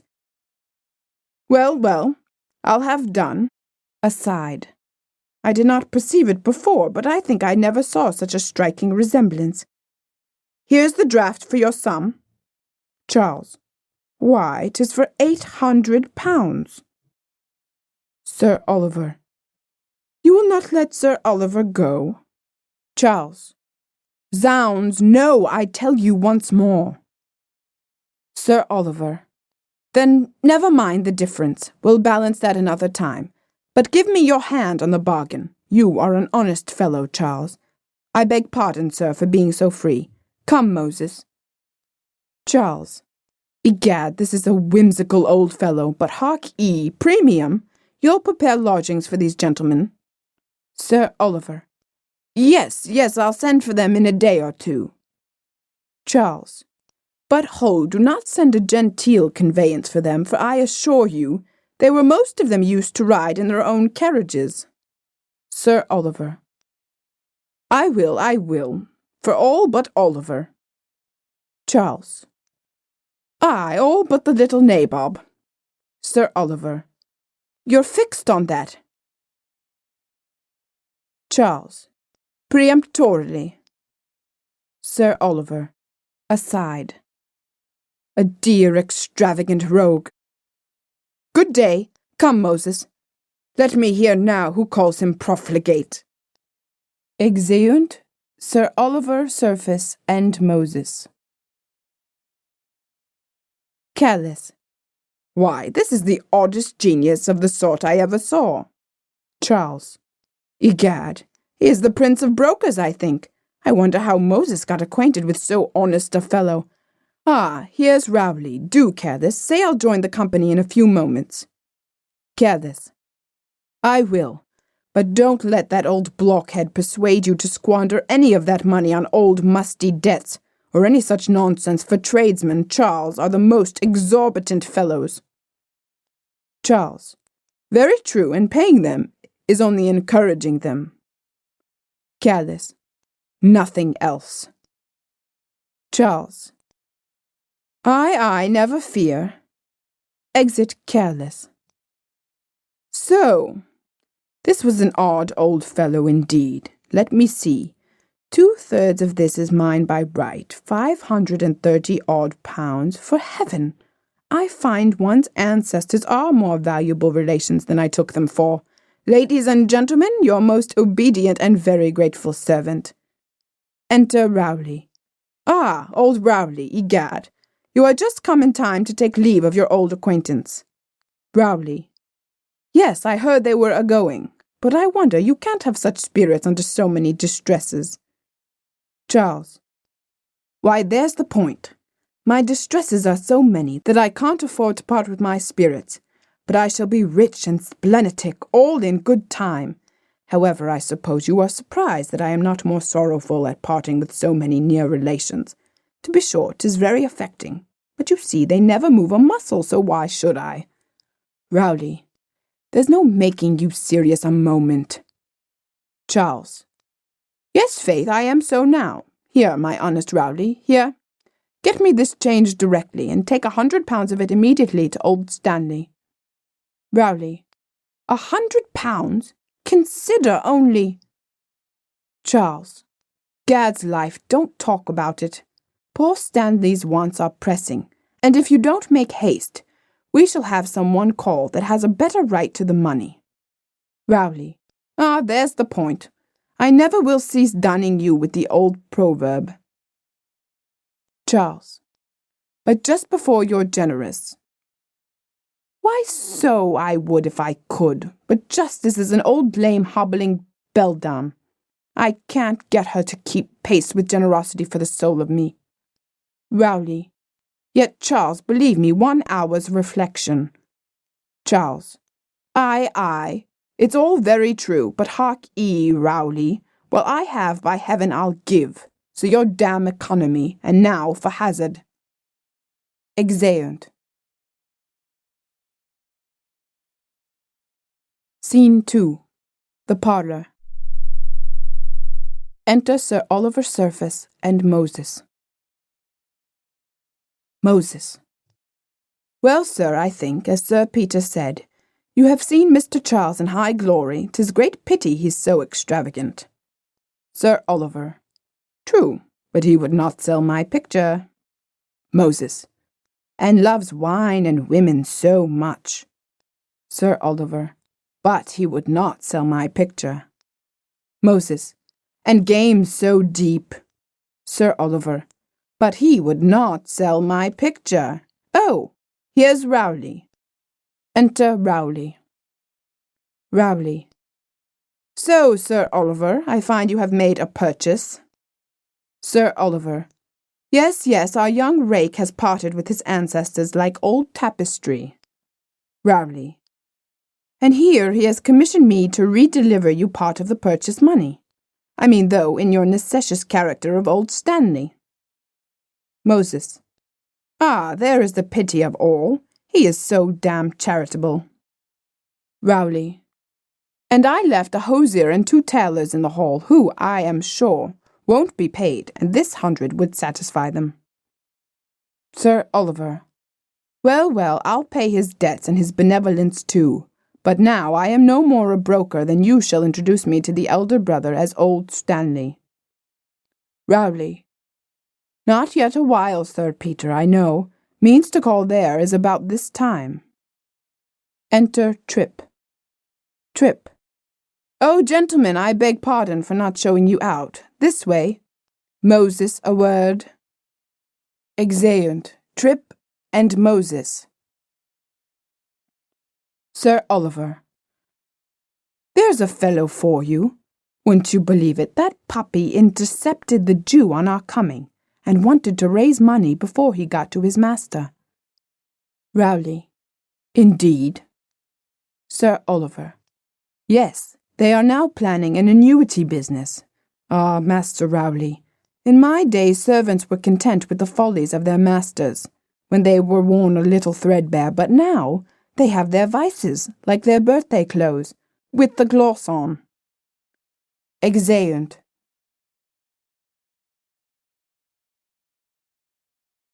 Scene 3. The library. Joseph Surface and a servant. Joseph. No letter from Lady Tizl. Servant. No, sir. Joseph. I am surprised she has not sent if she is prevented from coming. Sir Peter certainly does not suspect me, yet I wish I may not lose the heiress, through the scrap I have drawn myself into with the wife. However, Charles' imprudence and bad character are great points in my favour. Knocking heard without. Servant. Sir, I believe that must be Lady Tizl. Joseph. Hold. See whether it is or not before you go to the door. I have a particular message for you, if it should be my brother. Servant. 'Tis her ladyship, sir. She always leaves her chair at the milliner's in the next street. Joseph. Stay, draw that screen before the window. That will do. My opposite neighbour is a maiden lady of so anxious a temper. Servant draws the screen, and exit. I have a difficult hand to play in this affair. Lady Tizl has lately suspected my views on Maria, but she must by no means be let into that secret, at least till I have more in my power. Enter Lady Tizl. Lady Tizl. What, sentiment in soliloquy now? Have you been very impatient? Oh, lud, don't pretend to look grave. I vow I couldn't come before. Joseph. Oh, madam, punctuality is a species of constancy and a very unfashionable quality in a lady. Lady Tizl. Upon my word, you ought to pity me. Do you know Sir Peter has grown so ill-natured to me of late, and so jealous of Charles, too? That's the best of the story, isn't it? Joseph. Aside. I am glad my scandalous friend keeps that up. Lady Tizl. I am sure I wish he would let Maria marry him, and then perhaps he would be convinced, don't you, Mr. Surface? Joseph. Aside. Indeed I do not. Oh, certainly I do, for then my dear Lady Tizl would also be convinced how wrong her suspicions were of my having any design on the silly girl. Lady Tizl. Well, I'm inclined to believe you. But isn't it provoking to have the most ill-natured things said of one? And there's my friend Lady Sneerwell has circulated I don't know how many scandalous tales of me, and all without any foundation too. That's what vexes me. Joseph. Ay, madam, to be sure. That is the provoking circumstance, without foundation. Yes, there's the mortification indeed, for when a scandalous story is believed against one, there certainly is no comfort like the consciousness of having deserved it. Lady Tizl. No, to be sure, then I'd forgive their malice. But to attack me, who am really so innocent, and who never say an ill-natured thing of anybody, that is, of any friend, and then Sir Peter, too, to have him so peevish, so suspicious when I know the integrity of my own heart, indeed 'tis monstrous. Joseph. But my dear Lady Tizl, 'tis your own fault if you suffer it. When a husband entertains a groundless suspicion of his wife, and withdraws his confidence from her, the original compact is broken, and she owes it to the honour of her sex to outwit him. Lady Tizl.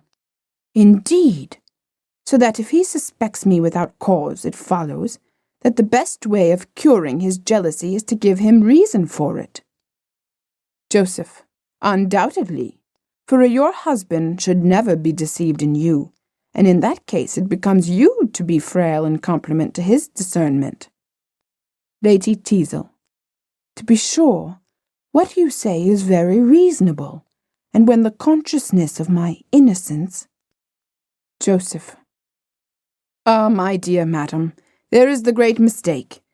'Tis this very conscious innocence that is of the greatest prejudice to you. What is it makes you negligent of forms, and careless of the world's opinion? Why, the consciousness of your own innocence. What makes you thoughtless in your conduct, and apt to run into 1,000 little imprudences? Why, the consciousness of your own innocence. What makes you impatient of Sir Peter's temper, and outrageous at his suspicions? Why, the consciousness of your innocence. Lady Tizl. 'Tis very true. Joseph. Now, my dear Lady Tizl, if you would but once make a trifling faux pas, you can't conceive how cautious you would grow, and how ready to humour and agree with your husband. Lady Tizl. Do you think so? Joseph. Oh, I am sure on it. And then you would find all scandal would cease at once, for, in short, your character at present is like a person in a plethora, absolutely dying from too much health. Lady Tizl. So then I perceive your prescription is that I must sin in my own defence, and part with my virtue to secure my reputation. Joseph. Exactly so, upon my credit, ma'am. Lady Tizl. Well, certainly this is the oddest doctrine, and the newest receipt for avoiding calumny. Joseph.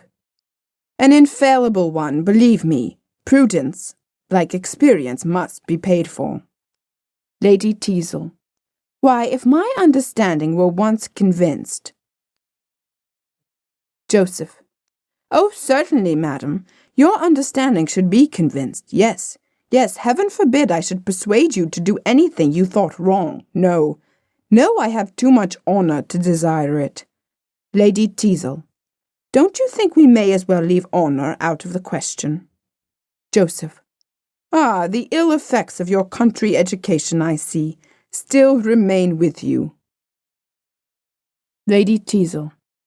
I doubt they do indeed, and I will fairly own to you that if I could be persuaded to do wrong, it would be by Sir Peter's ill usage sooner than your honourable logic after all. Joseph. Then by this hand, which he is unworthy of, taking her hand, enter servant. Death, you blockhead, what do you want? Servant. I beg your pardon, sir, but I thought you would not choose Sir Peter to come up without announcing him. Joseph. Sir Peter? Ons the devil. Lady Tizl. Sir Peter? Oh, lud, I'm ruined. Servant. Sir, 'twasn't I let him in. Lady Tizl. Oh, I am quite undone. What will become of me? Now, Mr. Logic. Oh, he's on the stairs. I'll get behind here, and if ever I am so imprudent again— Goes behind the screen. Joseph. Give me that book. Sits down. Servant pretends to adjust his hair.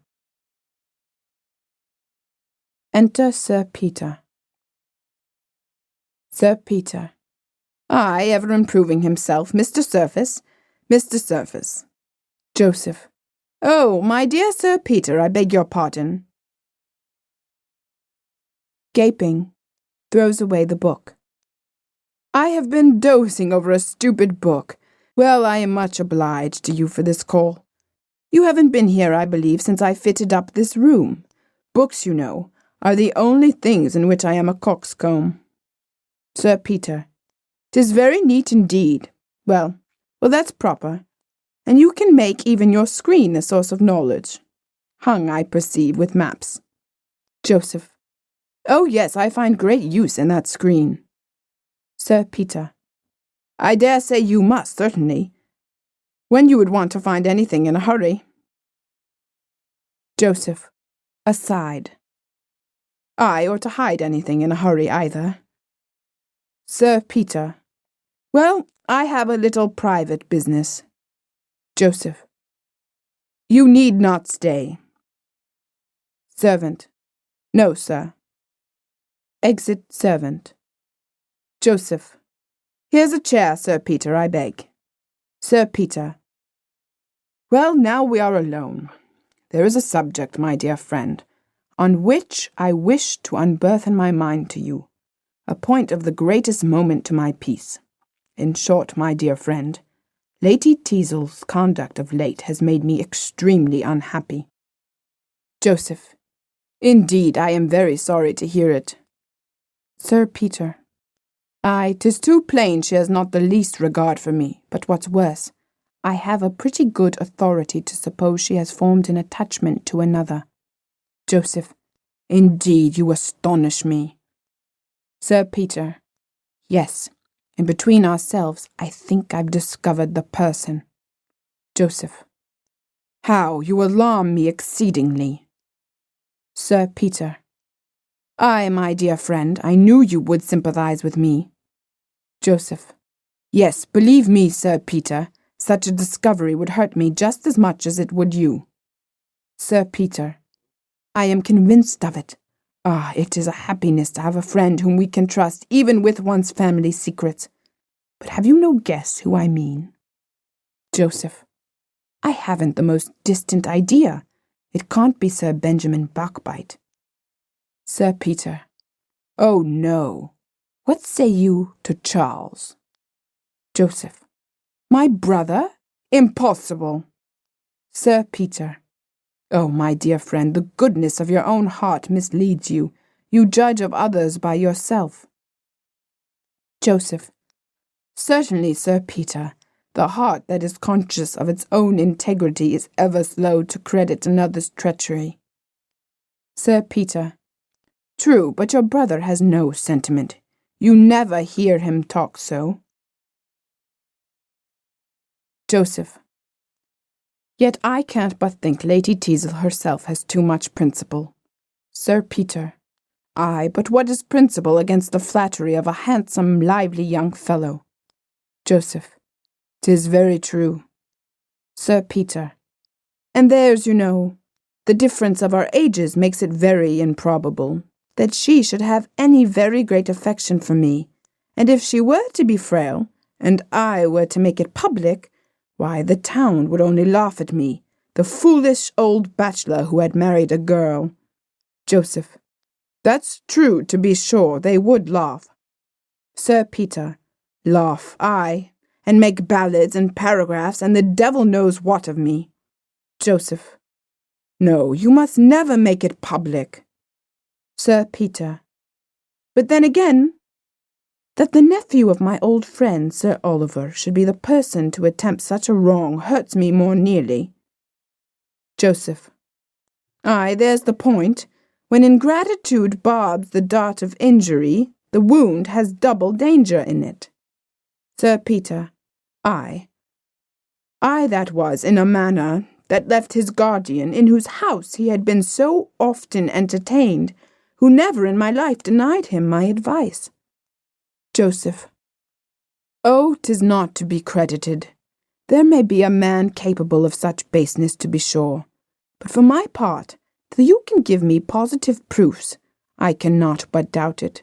However, if I should be proved on him, he is no longer a brother of mine. I disclaim kindred with him, for the man who can break the laws of hospitality and tempt the wife of his friend deserves to be branded as the pest of society. Sir Peter. What a difference there is between you! What noble sentiments! Joseph. Yet I cannot suspect Lady Tizl's honour. Sir Peter. I am sure I wish to think well of her, and to remove all ground of quarrel between us. She has lately reproached me more than once with having made no settlement on her, and, in our last quarrel, She almost hinted that she should not break her heart if I was dead. Now, as we seem to differ in our ideas of expense, I have resolved she shall have her own way, and be her own mistress in that respect for the future. And if I were to die, she will find I have not been inattentive to her interest while living. Here, my friend, are the drafts of 2 deeds, which I wish to have your opinion on. But one, she will enjoy 800 a year independent while I live, but the other, the bulk of my fortune at my death. Joseph. This conduct, Sir Peter, is indeed truly generous. Aside. I wish it may not corrupt my pupil. Sir Peter. Yes, I am determined she shall have no cause to complain, though I would not have her acquainted with the latter instance of my affection yet a while. Joseph. Aside. Nor I, if I could help it. Sir Peter. And now, my dear friend, if you please, we will talk over the situation of your affairs with Maria. Joseph. Softly.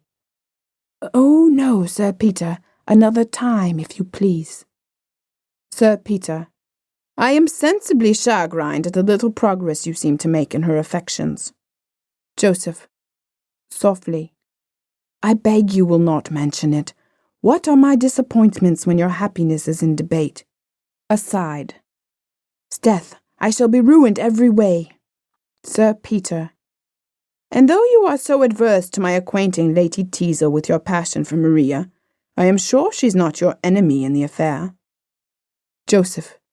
Pray, Sir Peter, now oblige me. I am really too much affected by the subject we have been speaking of, to bestow a thought on my own concerns.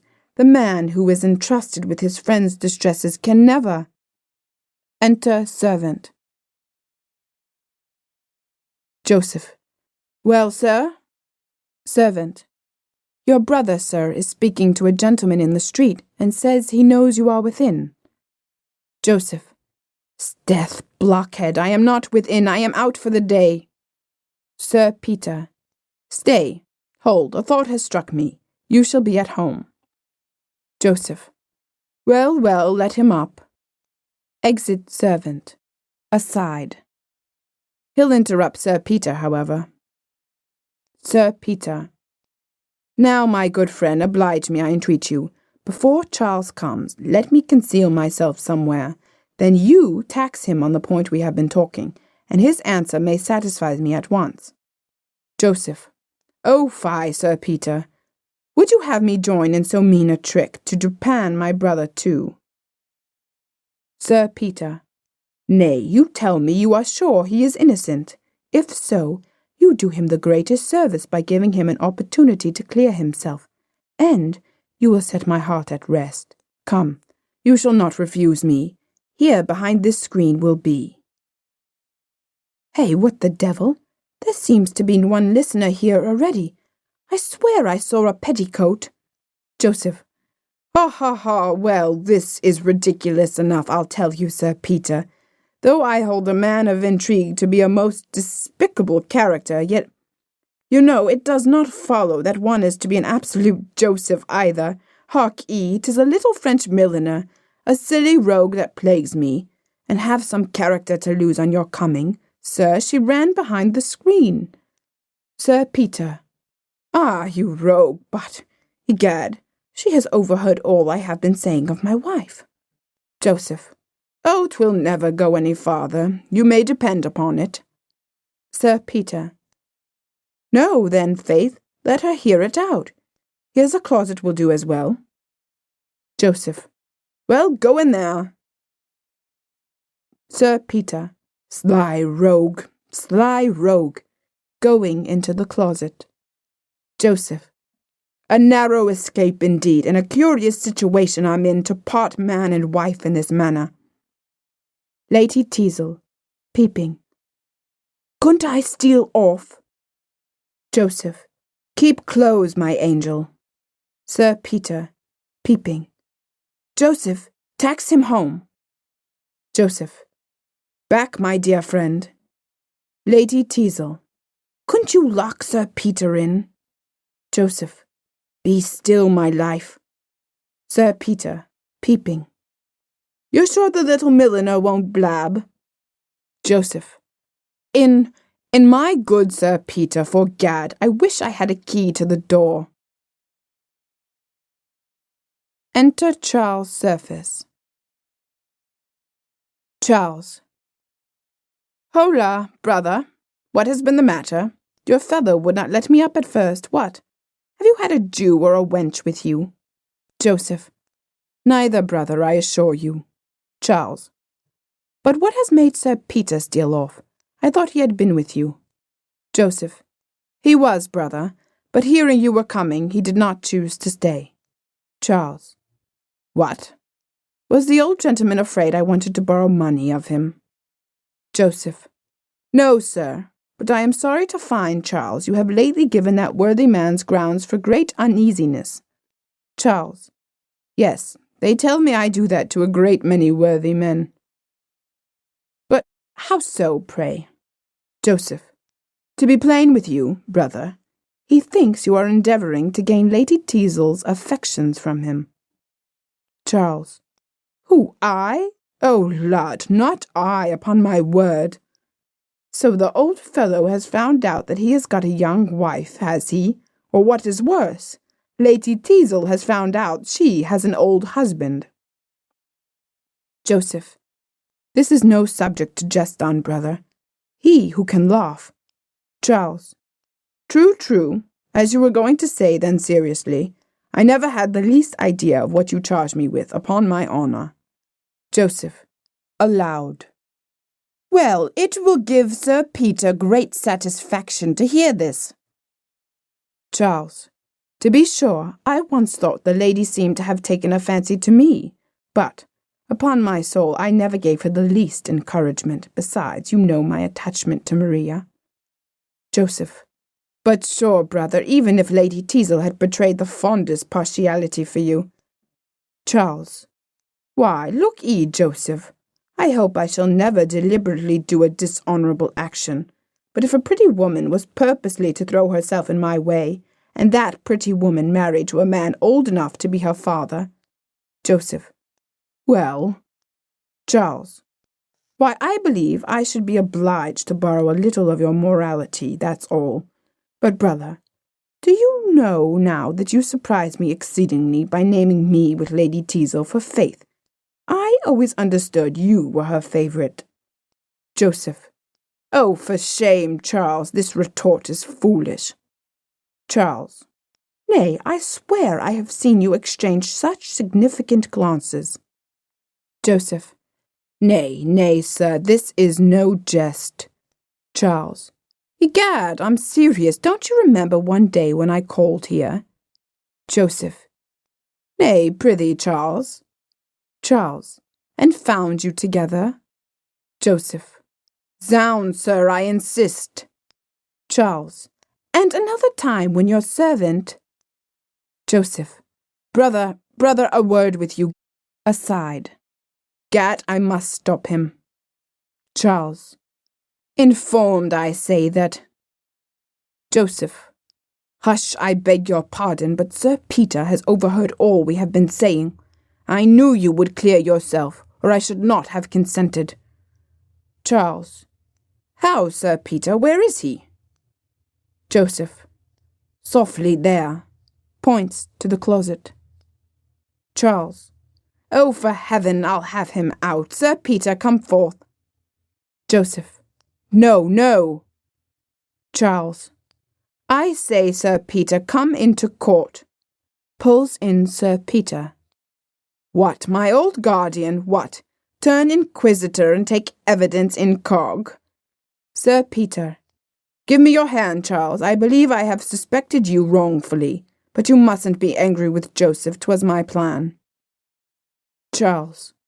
Indeed. Sir Peter. But I acquit you.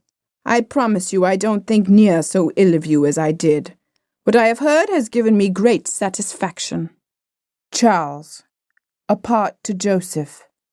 Egad, then, 'twas lucky you didn't hear any more, wasn't it, Joseph? Sir Peter.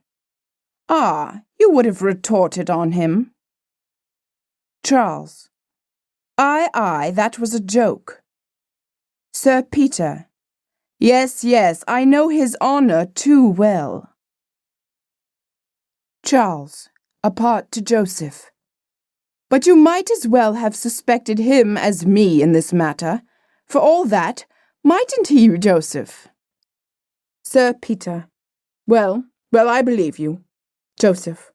Aside. Would they were both well out of the room.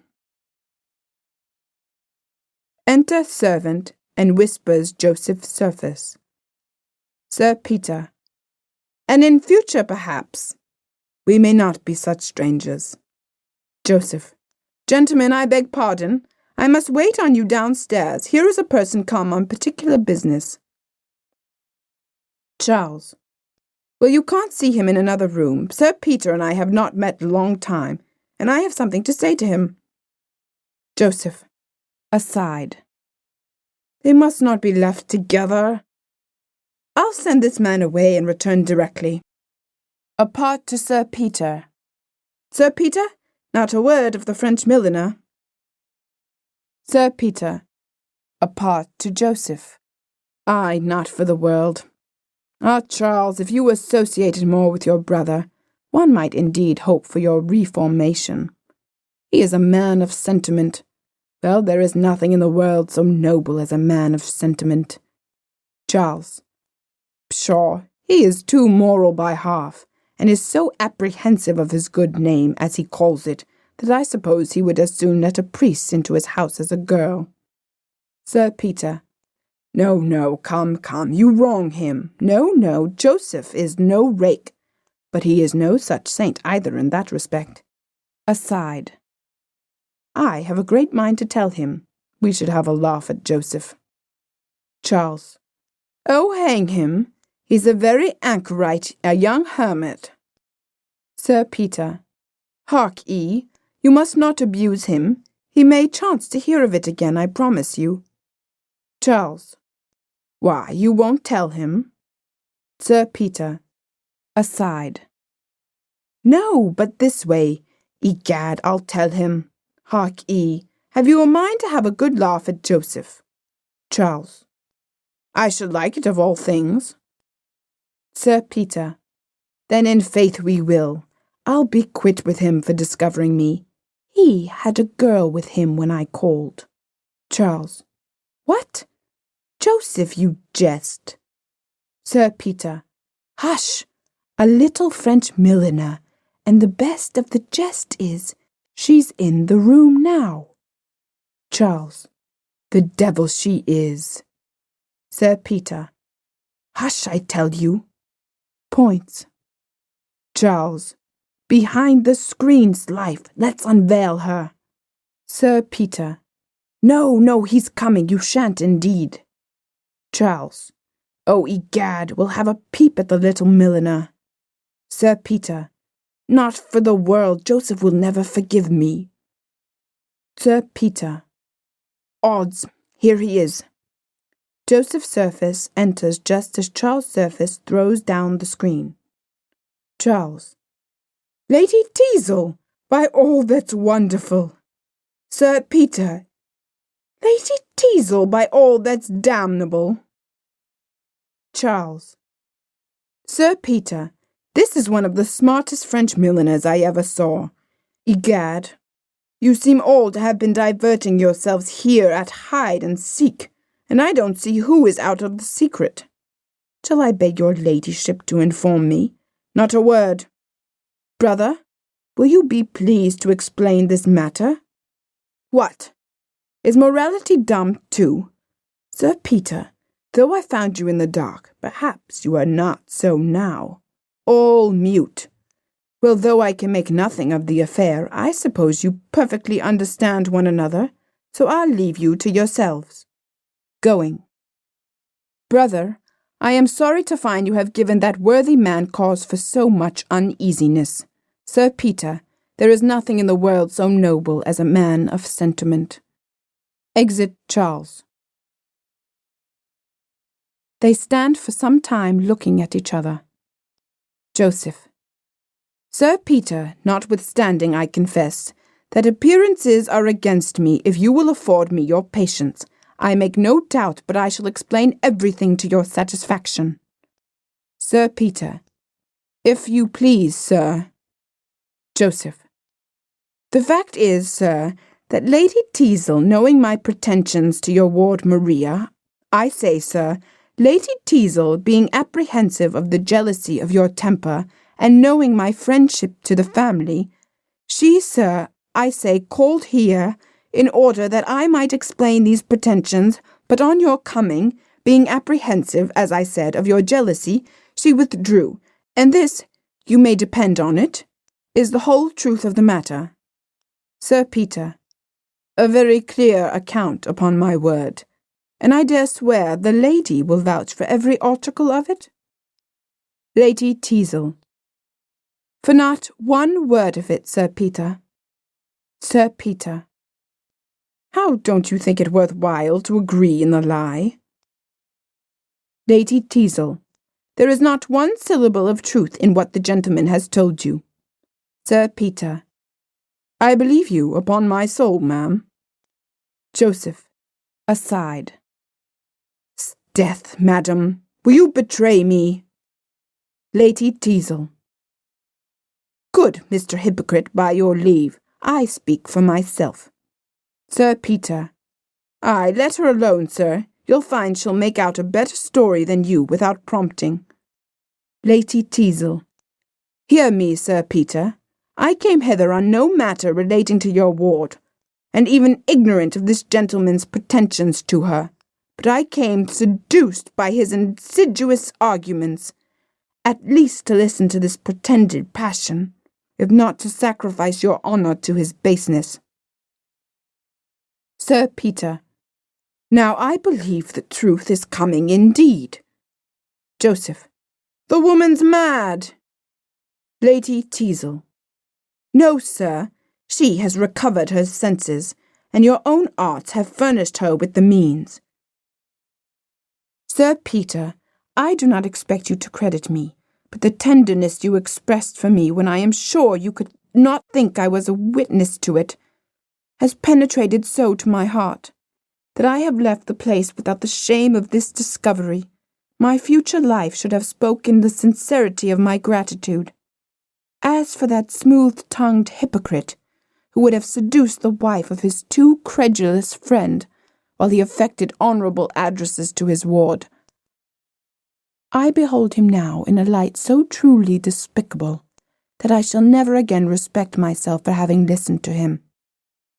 Exit Lady Tizl. Joseph. Notwithstanding all this, Sir Peter, heaven knows. Sir Peter. That you are a villain, and so I leave you to your conscience. Joseph. You are too rash, Sir Peter. You shall hear me. The man who shuts out conviction by refusing to... Exeunt Sir Peter and Joseph Surface talking.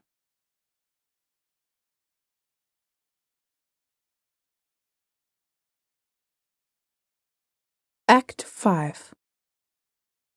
Scene 1. The library. Enter Joseph Surface and servant. Joseph. Mr. Stanley. And why should you think I would see him? You must know he comes to ask something. Servant. Sir, I should not have let him in, but that Mr. Rowley came to the door with him. Joseph. Pshaw, blockhead. To suppose that I should now be in a temper to receive visits from poor relations. Well, why don't you show the fellow up? Servant. I will, sir. Why, sir, it was not my fault that Sir Peter discovered my lady. Joseph. Go, fool. Exit servant. Sure fortune never played a man of my policy such a trick before. My character with Sir Peter, my hopes with Maria destroyed in a moment. I am in a rare humour to listen to other people's distresses. I shan't be able to bestow even a benevolent sentiment on Stanley. So here he comes, and Rowley with him. I must try to recover myself, and put a little charity into my face, however. Exit. Enter Sir Oliver Surface and Rowley. Sir Oliver. What, does he avoid us? That was he, was it not? Rowley. It was, sir, but I doubt you are come a little too abruptly. His nerves are so weak, and the sight of a poor relation may be too much for him. I should have gone first to break it to him. Sir Oliver. Oh, plague of his nerves! Yet this is he whom Sir Peter extols as a man of the most benevolent way of thinking. Rowley.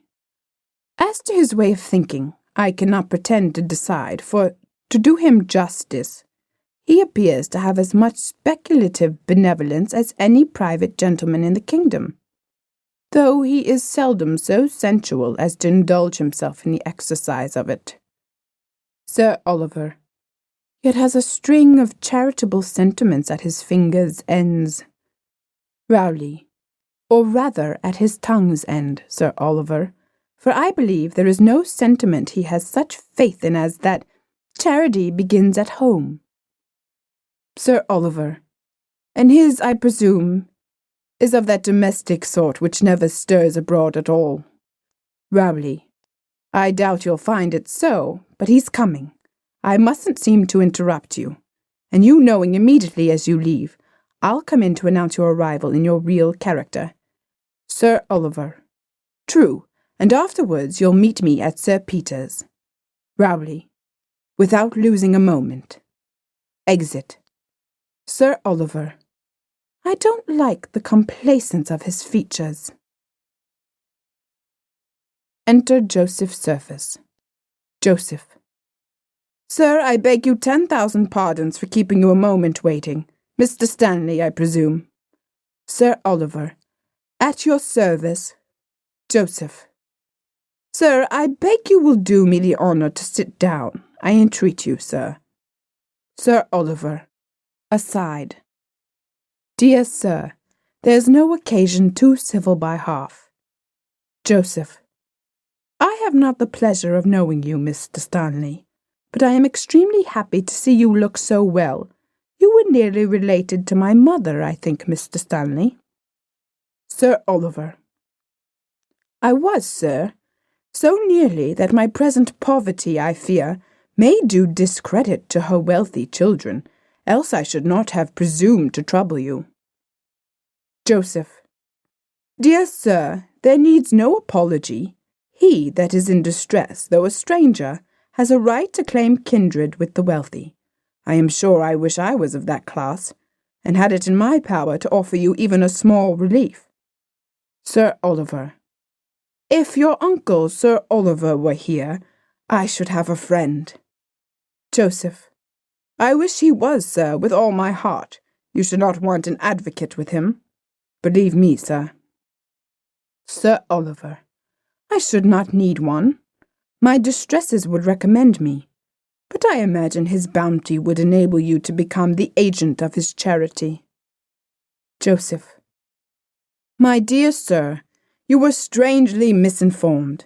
Sir Oliver is a worthy man, a very worthy man, but an avarice, Mr. Stanley, is the vice of age. I will tell you, my good sir, in confidence, what he has done for me has been a mere nothing, though people I know have thought otherwise, and for my part, I never chose to contradict the report. Sir Oliver. What? Has he never transmitted you bullion, rupees, pagodas? Joseph. Oh dear, nothing of the kind. No, no. A few presents now and then. China, shawls, Congo tea, avadavits, and Indian crackers, little more, believe me. Sir Oliver. Here's gratitude for £12,000. Aside. Avadavits and Indian crackers? Joseph. Then, my dear sir, you have heard, I doubt not, of the extravagance of my brother. There are very few would credit what I have done for that unfortunate man. Sir Oliver. Aside. Not I, for one. Joseph. The sums I have lent him, indeed, I have been exceedingly to blame. It was an amiable weakness. However, I don't pretend to defend it, and now I feel doubly culpable since it has deprived me of the pleasure of serving you, Mr. Stanley, as my heart dictates. Sir Oliver, aside. Dissembler! Then, sir, you cannot assist me. Joseph. At present it grieves me to say I cannot, but whenever I have the ability you may depend on hearing from me. Sir Oliver. I am extremely sorry. Joseph. No more than I, believe me, to pity without the power to relieve is still more painful than to ask and be denied. Sir Oliver. Kind sir, your most obedient, humble servant. Joseph. You leave me deeply affected, Mr. Stanley. William, be ready to open the door. Sir Oliver. Oh dear sir, no ceremony. Joseph.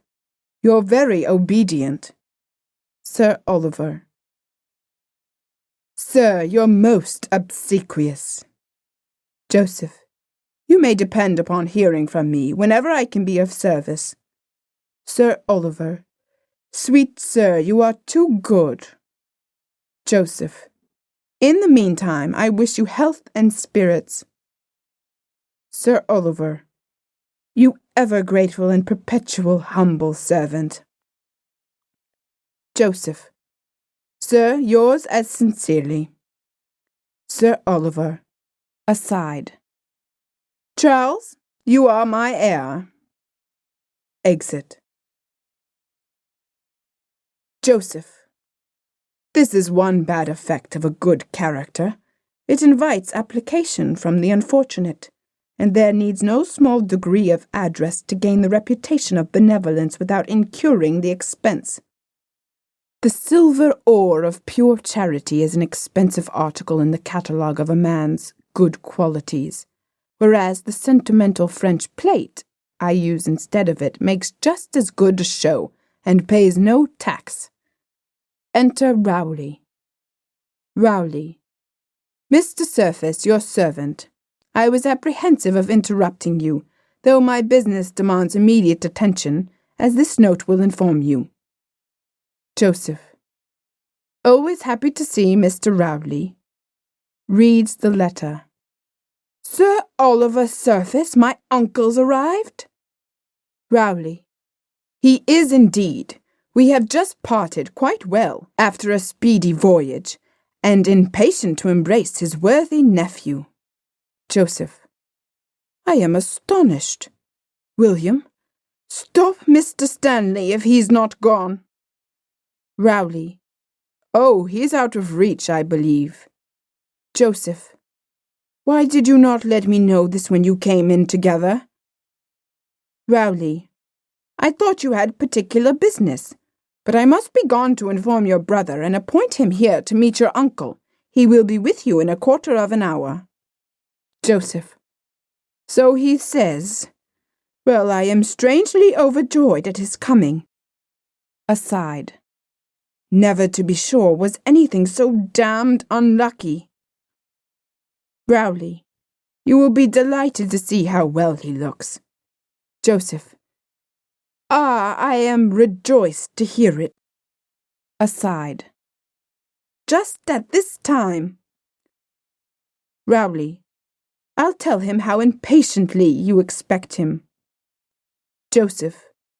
Do pray give my best duty and affection. Indeed, I cannot express the sensations I feel at the thought of seeing him. Exit Rowley. Certainly his coming just at this time is the cruelest price of ill fortune. Exit. Scene 2. Sir Peter Teazles. Enter Mrs. Candor and maid. Maid. Indeed, ma'am, my lady will see nobody at present. Mrs. Candor. Did you tell her it was her friend, Mrs. Candor? Maid. Yes, ma'am, but she begs you will excuse her. Mrs. Candor. Do go again. I shall be glad to see her, if it be only for a moment, for I am sure she must be in great distress. Exit maid. Dear heart, how provoking! I am not mistress of half the circumstances. We shall have the whole affair in the newspapers with the names of the parties at length before I have dropped the story at a dozen houses. Enter Sir Benjamin Backbite. Oh, Sir Benjamin, you have heard, I suppose? Sir Benjamin. Of Lady Tizl and Mr. Surface? Mrs. Candor. And Sir Peter's discovery? Sir Benjamin.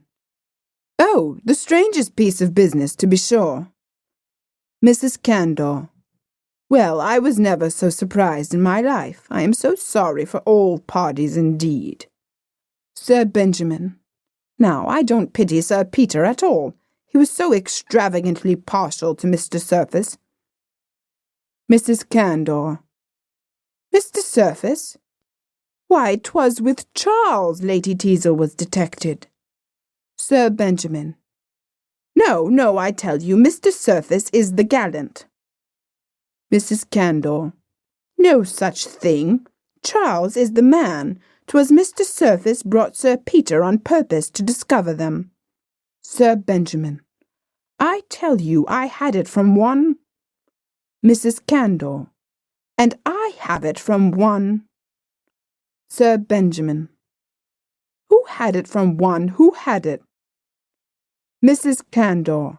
From one immediately, but here comes Lady Sneerwell. Perhaps she knows the whole affair. Enter Lady Sneerwell. Lady Sneerwell. So, my dear Mrs. Candor, here's a sad affair of our friend Lady Tizl. Mrs. Candor. And my dear friend, who would have thought? Lady Sneerwell. Well, there is no trusting appearances, though indeed she was always too lively for me. Mrs. Candor. To be sure, her manners were a little too free, but then she was so young. Lady Sneerwell. And had indeed some good qualities. Mrs. Candor. So she had indeed, but have you heard the particulars? Lady Sneerwell. No, but everybody says that Mr. Surface. Sir Benjamin. I told you Mr. Surface was the man. Mrs. Candor. No, indeed. The assignation was with Charles. Lady Sneerwell. With Charles? You alarm me, Mrs. Candor. Mrs. Candor. Yes, he was the lover. Mr. Surface, to do him justice, was only the informer. Sir Benjamin. Well, I'll not dispute with you, Mrs. Candor, but be it which it may, I hope that Sir Peter's wound will not... Mrs. Candor. Sir Peter's wound? Oh, mercy, I did not hear a word of their fighting. Lady Sneerwell. Nor I, a syllable. Sir Benjamin. No, what? No mention of the duel. Mrs. Candor. Not a word. Sir Benjamin. Oh, yes, they fought before they left the room. Lady Sneerwell. Pray, let us hear. Mrs. Candor. I do oblige us with the duel. Sir Benjamin. Sir, says Sir Peter, immediately after the discovery, you are a most ungrateful fellow. Mrs. Candor. I, to Charles? Sir Benjamin. No, to Mr. Surface. A most ungrateful fellow, and old as I am, sir, says he, I insist on immediate satisfaction. Mrs. Candor. Aye, that must have been to Charles, for 'tis very unlikely Mr. Surface should fight in his own house. Sir Benjamin. Gad's life, ma'am, not at all. Giving me immediate satisfaction. On this, ma'am, Lady Tizl, seeing Mr. Peter in such danger, ran out of the room in strong hysterics, and Charles after her, calling out for hartshorn and water. Then, madam, they began to fight with swords. Enter Crabtree. Crabtree. With pistols, nephew, pistols. I have it from undoubted authority. Mrs. Candor. Oh, Mr. Crabtree, then it is all true.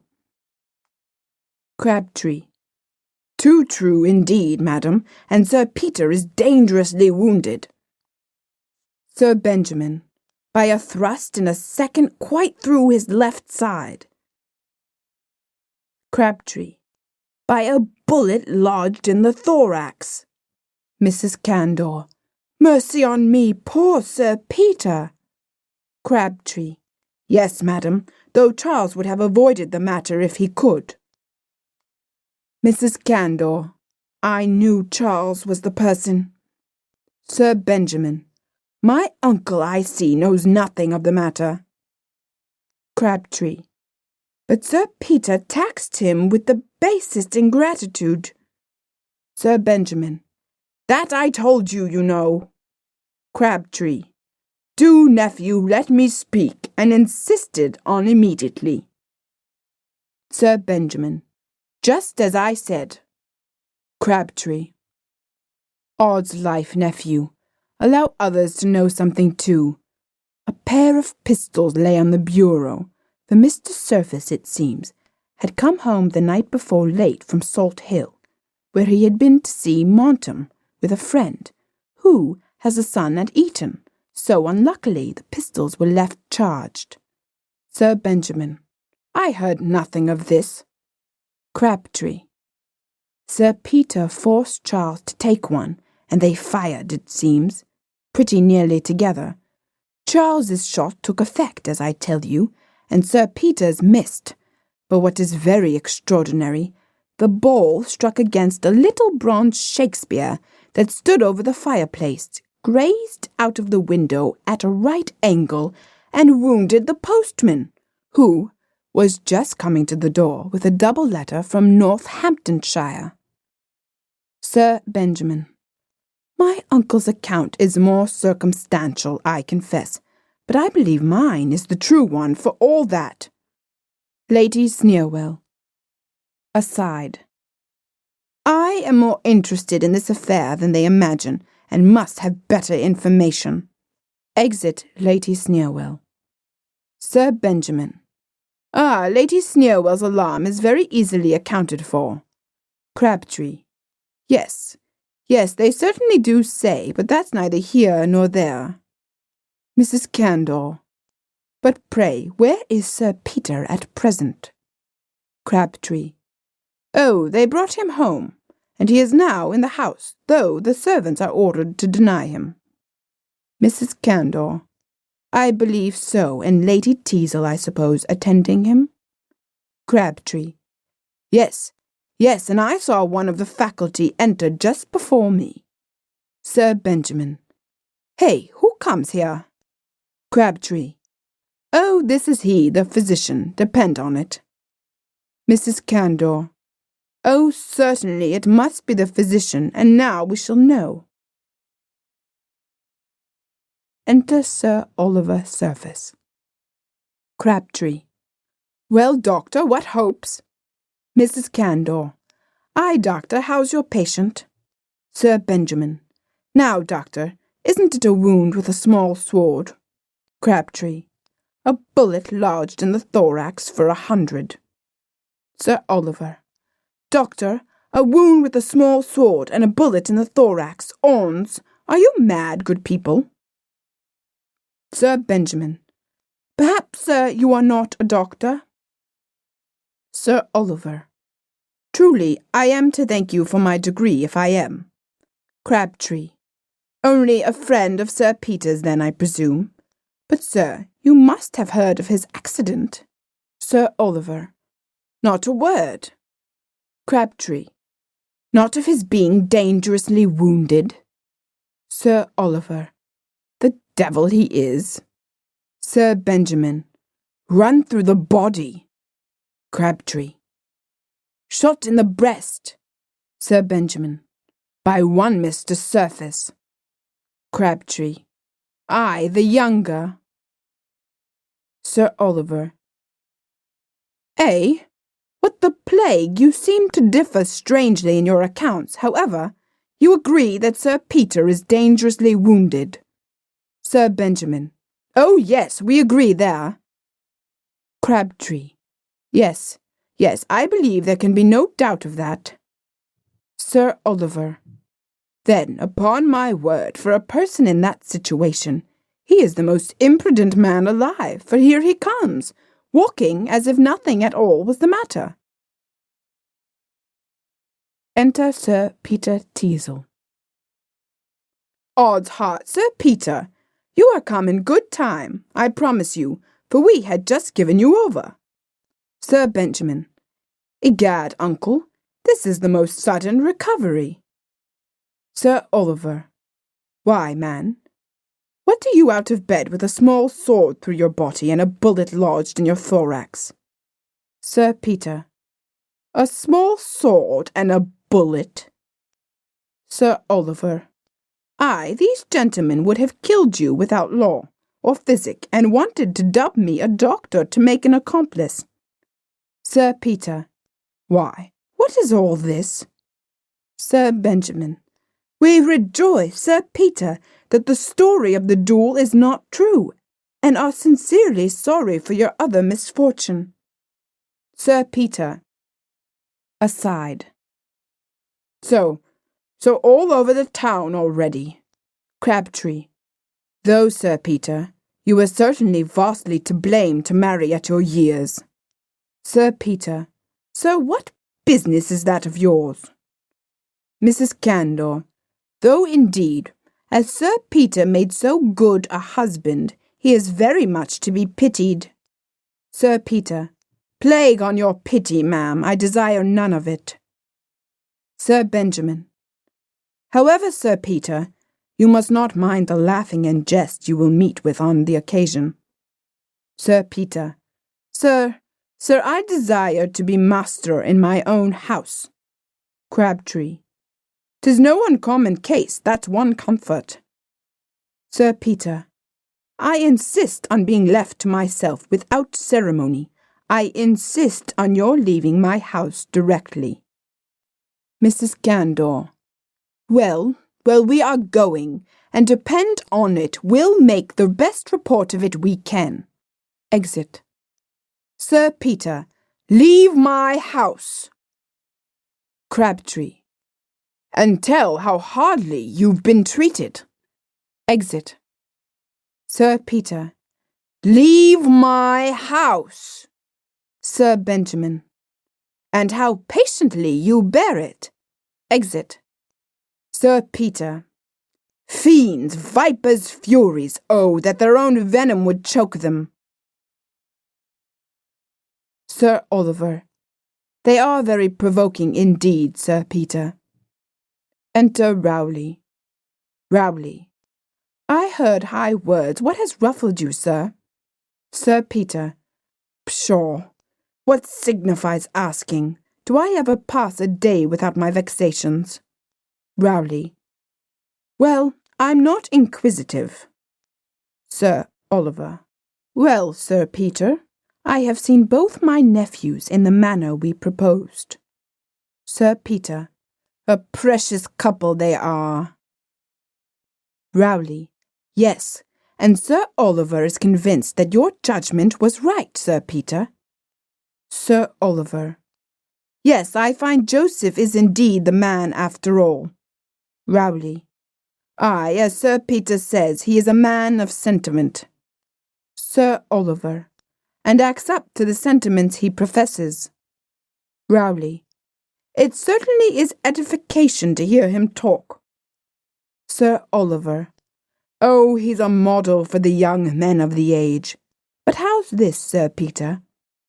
You don't join us in your friend Joseph's praise, as I expected. Sir Peter. Sir Oliver, we live in a damned wicked world, and the fewer we praise, the better. Rowley. What? Do you say so, Sir Peter? Who were never mistaken in your life? Sir Peter. Pshaw! Plague on you both! I see by your sneering you have heard the whole affair. I shall go mad among you. Rowley. Then, to fret you no longer, Sir Peter, we are indeed acquainted with it all. I met Lady Tizl coming from Mr. Surface's, so humble that she deigned to request me to be her advocate with you. Sir Peter. And does Sir Oliver know all this? Sir Oliver. Every circumstance. Sir Peter. What? Of the closet and the screen, eh? Sir Oliver. Yes, yes, and the little French milliner. Oh, I have been vastly diverted with the story. Sir Peter. 'Twas very pleasant. Sir Oliver. I never laughed more in my life, I assure you. Sir Peter. Oh, vastly diverting. Rowley. To be sure, Joseph with his sentiments. Sir Peter. Yes, yes, his sentiments. Hypocritical villain. Sir Oliver. Ay, and that rogue Charles to pull Sir Peter out of the closet. Sir Peter. Ha ha, 'twas devilish entertaining to be sure. Sir Oliver. Ha ha ha, egad, Sir Peter, I should like to have seen your face when the screen was thrown down. Ha ha. Sir Peter. Yes, yes, my face when the screen was thrown down. Oh, I must never show my head again. Sir Oliver. But come, come, it isn't fair to laugh at you neither. My old friend, though, upon my soul, I can't help it. Sir Peter. Oh, pray, don't restrain your mirth on my account. It does not hurt me at all. I laugh at the whole affair myself. Yes, yes, I think being a standing jest for all one's acquaintance a very happy situation. Oh, yes. And then of a morning to read the paragraphs about Mr. S., Lady T., and Sir P. will be so entertaining. Rowley. Without affectation, Sir Peter, you may despise the ridicule of fools, but I see Lady Tizl going towards the next room. I am sure you must desire a reconciliation as earnestly as she does. Sir Oliver. Perhaps my being here prevents her coming to you. Well, I'll leave honest Rowley to mediate between you, but he must bring you all presently to Mr. Surface's, where I am now returning, if not to reclaim a libertine, at least to expose hypocrisy. Sir Peter. Ah, I'll be present at your discovering yourself there with all my heart, though 'tis a vile, unlucky place for discoveries. Rowley. Will follow. Exit Sir Oliver. Sir Peter. She is not coming here, you see, Rowley. Rowley. No, but she has left the door of that room open, you perceive. See, she is in tears. Sir Peter. Certainly a little mortification appears very becoming in a wife. Don't you think it will do her good to let her pine a little? Rowley. Oh, this is ungenerous in you. Sir Peter. Well, I know not what to think. You remember the letter I found of hers evidently intended for Charles. Rowley. A mere forgery, Sir Peter, laid in your way on purpose. This is one of the points which I intend Snake shall give you a conviction of. Sir Peter. I wish I were once satisfied of that. She looks this way. What a remarkably elegant turn of the head she has. Rowley, I'll go to her. Rowley. Certainly. Sir Peter. Though when it is known that we are reconciled, people will laugh at me 10 times more. Rowley. Then let them laugh, and retort their malice only by showing them you are happy in spite of it. Sir Peter. In faith, so I will, and if I'm not mistaken, we may yet be the happiest couple in the country. Rowley. Nay, Sir Peter, he who once lays aside suspicion. Sir Peter. Hold, Master Rowley. If you have any regard for me, never let me hear you utter anything like a sentiment. I have had enough of them to serve me the rest of my life. Exeunt. Scene 3. The library. Enter Joseph Surface and Lady Sneerwell. Lady Sneerwell. Impossible! Will not Sir Peter immediately be reconciled to Charles, and of course no longer oppose his union with Maria? The thought is distraction to me. Joseph. Can passion furnish a remedy? Lady Sneerwell. No, nor cunning neither. Oh, I was a fool, an idiot, to league with such a blunderer. Joseph. Sure, Lady Sneerwell, I am the greatest sufferer, yet you see I bear the accident with calmness. Lady Sneerwell. Because the disappointment doesn't reach your heart. Your interest only attached you to Maria. Had you felt for her what I have for the ungrateful libertine, neither your temper nor hypocrisy could prevent your showing the sharpness of your vexation. Joseph. But why should your reproaches fall on me for this disappointment? Lady Sneerwell. Are you not the cause of it? Had you not sufficient field for your roguery in imposing upon Sir Peter, and supplanting your brother, but you must endeavour to seduce his wife? I hate such an avarice of crimes. 'Tis an unfair monopoly, and never prospers. Joseph. Well, I admit I have been to blame. I confess I deviated from the direct road of wrong, but I don't think we're so totally defeated neither. Lady Sneerwell. No. Joseph. You tell me you have made a trial of Snake since we met, and that you still believe him faithful to us. Lady Sneerwell. I do believe so. Joseph. And that he has undertaken, should it be necessary, to swear and prove that Charles is at this time contracted by vows and honour to your ladyship, which some of his former letters to you will serve to support. Lady Sneerwell. This indeed might have assisted. Joseph. Come, come, come. It is not too late yet. Knocking at the door. But hark, this is probably my uncle, Sir Oliver. Retire to that room. We'll consult further when he is gone. Lady Sneerwell. Well, but if he should find you out too? Joseph. Oh, I have no fear of that. Sir Peter will hold his tongue for his own credit's sake, and you may depend on it I shall soon discover Sir Oliver's weak side. Lady Sneerwell. I have no difference of your abilities. Only be constant to one roguery at a time. Exit Lady Sneerwell. Joseph. I will. So, 'tis confounded hard, after such bad fortune, to be baited by one's confederate in evil.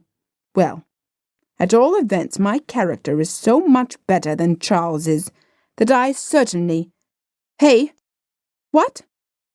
This is not Sir Oliver, but old Stanley again. Plague on it that he should return to tease me just now. I shall have Sir Oliver come and find him here, and— Enter Sir Oliver Surface. Gad's life, Mr. Stanley, why have you come back to plague me at this time? You must not stay now, upon my word. Sir Oliver. Sir, I hear your uncle Oliver is expected here, and though he has been so penurious to you, I'll try what he'll do for me. Joseph. Sir, 'tis impossible for you to stay now, so I must beg. Come any other time, and I promise you shall be assisted. Sir Oliver. No, Sir Oliver and I must be acquainted. Joseph. Zounds, sir, then I insist on your quitting the room directly. Sir Oliver. Nay, sir. Joseph. Sir, I insist on it. Here, William, show this gentleman out. Since you compel me, sir, not one moment. This is such insolence. Going to push him out. Enter Charles Surface. Charles. Hey, Day, what's the matter now? What the devil? Have you got hold of my little broker here? Zounds, brother, don't hurt little premium. What's the matter, my little fellow? Joseph. So he has been with you too, has he? Charles. To be sure he has. Why, he's as honest a little... But sure, Joseph, you have not been borrowing money too, have you? Joseph. Borrowing? No. But, brother, you know we expect Sir Oliver here every... Charles. Oh, gad, that's true. No, mustn't find little broker here, to be sure. Joseph. Yet Mr. Stanley insists. Charles. Stanley? Why, his name's Premium. Joseph.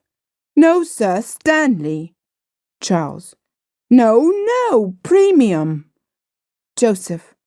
Well, no matter which, but... Charles. Aye, Stanley or Premium. 'Tis the same thing, as you say, for I suppose he goes by 100 names besides, A, B, at the coffee-house. Knocking. Joseph. 'Sdeath, here's Sir Oliver at the door, now I beg, Mr. Stanley. Charles. Aye, and I beg, Mr. Premium. Sir Oliver. Gentlemen. Joseph. Sir, by heaven, you shall go. Charles. Aye, out with him, certainly. Sir Oliver. This violence. Joseph. Sir, 'tis your own fault. Charles. Out with him, to be sure. Both forcing Sir Oliver out. Enter Sir Peter and Lady Tizl, Maria and Rowley. Sir Peter. My old friend, Sir Oliver. Hey, what in the name of wonder? Here our dutiful nephews assault their uncles at a first visit. Lady Tizl. Indeed, Sir Oliver, 'twas well we came in to rescue you. Rowley. Truly it was, for I perceive, Sir Oliver, the character of old Stanley was no protection to you. Sir Oliver. Nor of Premium either. The necessities of the former extort a shilling from that benevolent gentleman, and now, egad, I stood a chance of faring worse than my ancestors and being knocked down without being bid for. Joseph. Charles. Charles. Joseph. Joseph. 'Tis now complete. Charles. Very. Sir Oliver. Sir Peter, my friend, and Rowley too. Look on that elder nephew of mine. You know what he has already received from my bounty, and you also know how gladly I would have regarded half my fortune as held in trust for him. Judge then my disappointment in discovering him to be the destitute of faith, charity, and gratitude. Sir Peter. Sir Oliver, I should be more surprised at this declaration if I had not myself found him to be mean, treacherous, and hypocritical. Lady Tizl. And if the gentleman pleads not guilty to these, pray let him call me to his character. Sir Peter.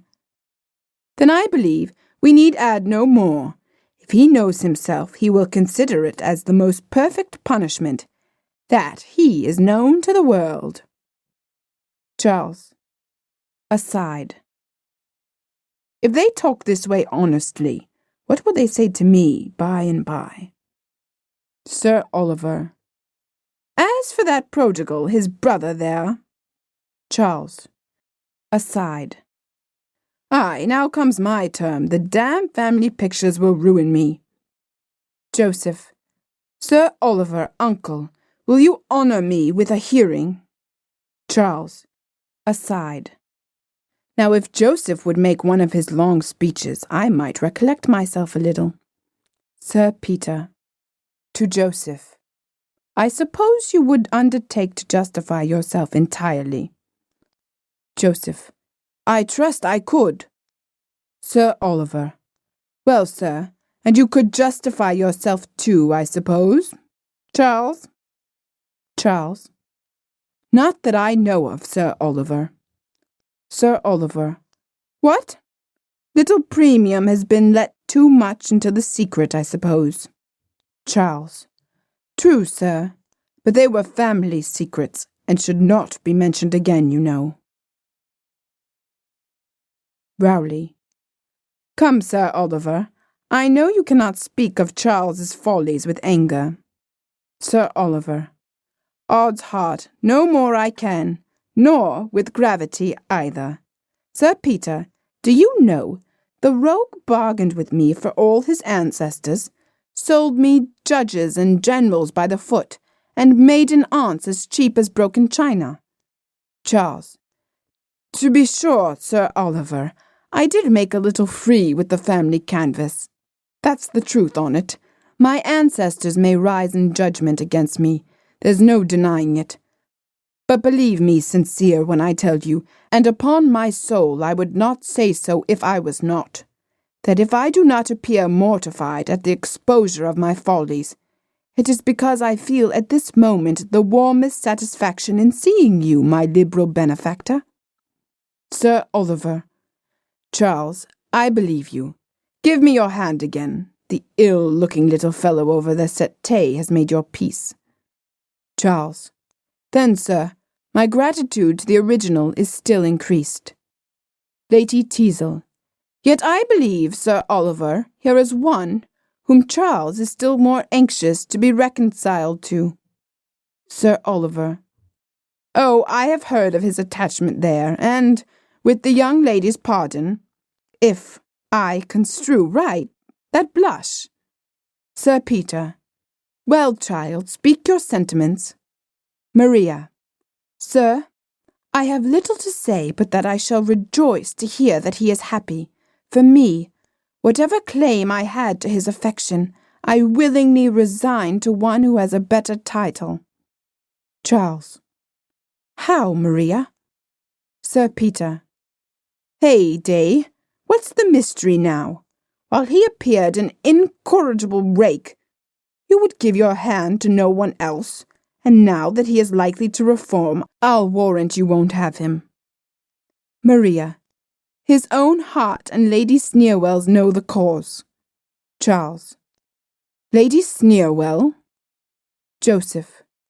Brother, it is with great concern I am obliged to speak on this point, but my regard to justice compels me, and Lady Sneerwell's injuries can no longer be concealed. Opens the door. Enter Lady Sneerwell. Sir Peter. So, another French milliner? Egad, he has one in every room in the house, I suppose. Lady Sneerwell. Ungrateful Charles. Well, may you be surprised and feel for the indelicate situation your perfidy has forced me into. Charles. Pray, uncle, is this another plot of yours? For as I have life, I don't understand it. Joseph. I believe, sir, there is but the evidence of one person more necessary to make it extremely clear. Sir Peter. And that person, I imagine, is Mr. Snake. Rowley, you were perfectly right to bring him with us, and pray let him appear. Rowley. Walk in, Mr. Snake. Enter Snake. I thought his testimony might be wanted. However, it happens unluckily that he comes to confront Lady Sneerwell, not to support her. Lady Sneerwell. A villain! Treacherous to me at last! Speak, fellow! Have you two conspired against me? Snake. I beg your ladyship 10,000 pardons. You paid me extremely liberally for the lie in question, but I unfortunately have been offered double to speak the truth. Sir Peter. Plot and counterplot, egad. Lady Sneerwell. The torments of shame and disappointment on you all. Lady Tizl. Hold, Lady Sneerwell, before you go. Let me thank you for the trouble you and that gentleman have taken in writing letters from me to Charles, and answering them yourself, and let me also request you to make my respects to the scandalous college, of which you are president, and inform them that Lady Tizl, licentiate, begs leave to return the diploma they gave her, as she leaves off practice and kills characters no longer. Lady Sneerwell. You too, madame, provoking, insolent. May your husband live these 50 years. Exit. Sir Peter. Ons, what fury! Lady Tizl. A malicious creature indeed. Sir Peter. Hey, not for her last wish. Lady Tizl. Oh no. Sir Oliver. Well, sir, and what have you to say now? Joseph. Sir, I am confounded to find that Lady Sneerwell could be guilty of suborning Mr. Snake in this manner, to impose on us all, that I know not what to say, however. Lest her revengeful spirit should prompt her to injure my brother, I had certainly better follow her directly. Exit. Sir Peter. Moral to the last drop. Sir Oliver. Aye, and marry her, Joseph, if you can. Oil and vinegar, egad. You'll do very well together. Rowley. I believe we have no more occasion for Mr. Snake at present. Snake. Before I go, I beg pardon once for all, for whatever uneasiness I have been the humble instrument of causing to the parties present. Sir Peter. Well, you have made atonement by a good deed at last. Snake. But I must request of the company that it shall never be known. Sir Peter. What the plague? Are you ashamed of having done a right thing once in your life? Snake. Ah, sir, consider. I live by the badness of my character. I have nothing but infamy to depend on, and if it were once known that I had been betrayed into an honest action, I should lose every friend I have in the world. Sir Oliver. Well, not traduce you by saying anything in your praise. Never fear. Exit Snake. Sir Peter. There's a precious rogue. Lady Tizl. See, Sir Oliver, there needs no persuasion to reconcile your nephew and Maria. Sir Oliver. Aye, that's as it should be, and egad, we'll have the wedding tomorrow morning. Charles. Thank you, dear uncle. Sir Peter. What, you rogue? Don't you ask the girl's consent first? Charles. Oh, I have done that a long time, a minute ago, and she has looked yes. Maria. For shame, Charles. I protest, Sir Peter, there has not been a word. Sir Oliver. Well then, the fewer the better. May your love for each other never know abatement. Sir Peter. And may you live as happily together as Lady Tizl and I intend to. Charles. Rowley, my old friend, I am sure you congratulate me, and I suspect that I owe you much. Sir Oliver. You do indeed, Charles. Rowley. If my efforts to serve you had not succeeded, you would have been in my debt for the attempt, but deserve to be happy, and you overpay me. Sir Peter. I, honest Rowley, always said you would reform. Charles. Why, as to reforming, Sir Peter, I'll make no promises, and that I take to be a proof that I intend to set about it. But here shall be my monitor, my gentle guide. Ah, can I leave the virtuous path those eyes illumine? Though thou, dear maid, shouldst wave thy beauty's sway, thou still must rule, because I will obey. An humble fugitive from folly view, no sanctuary near but love and you. To the audience. You can indeed each anxious fear remove, for even scandal dies if you approve.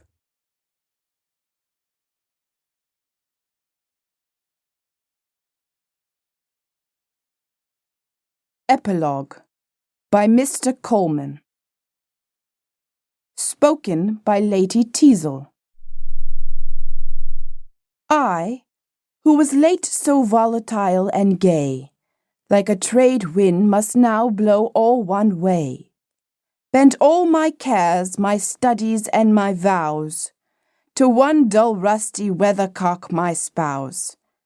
So wills our virtuous bard, the motley bays of crying epilogues and laughing plays.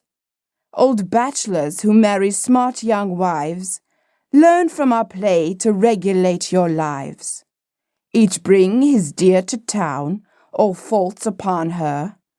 London will prove the very source of honour.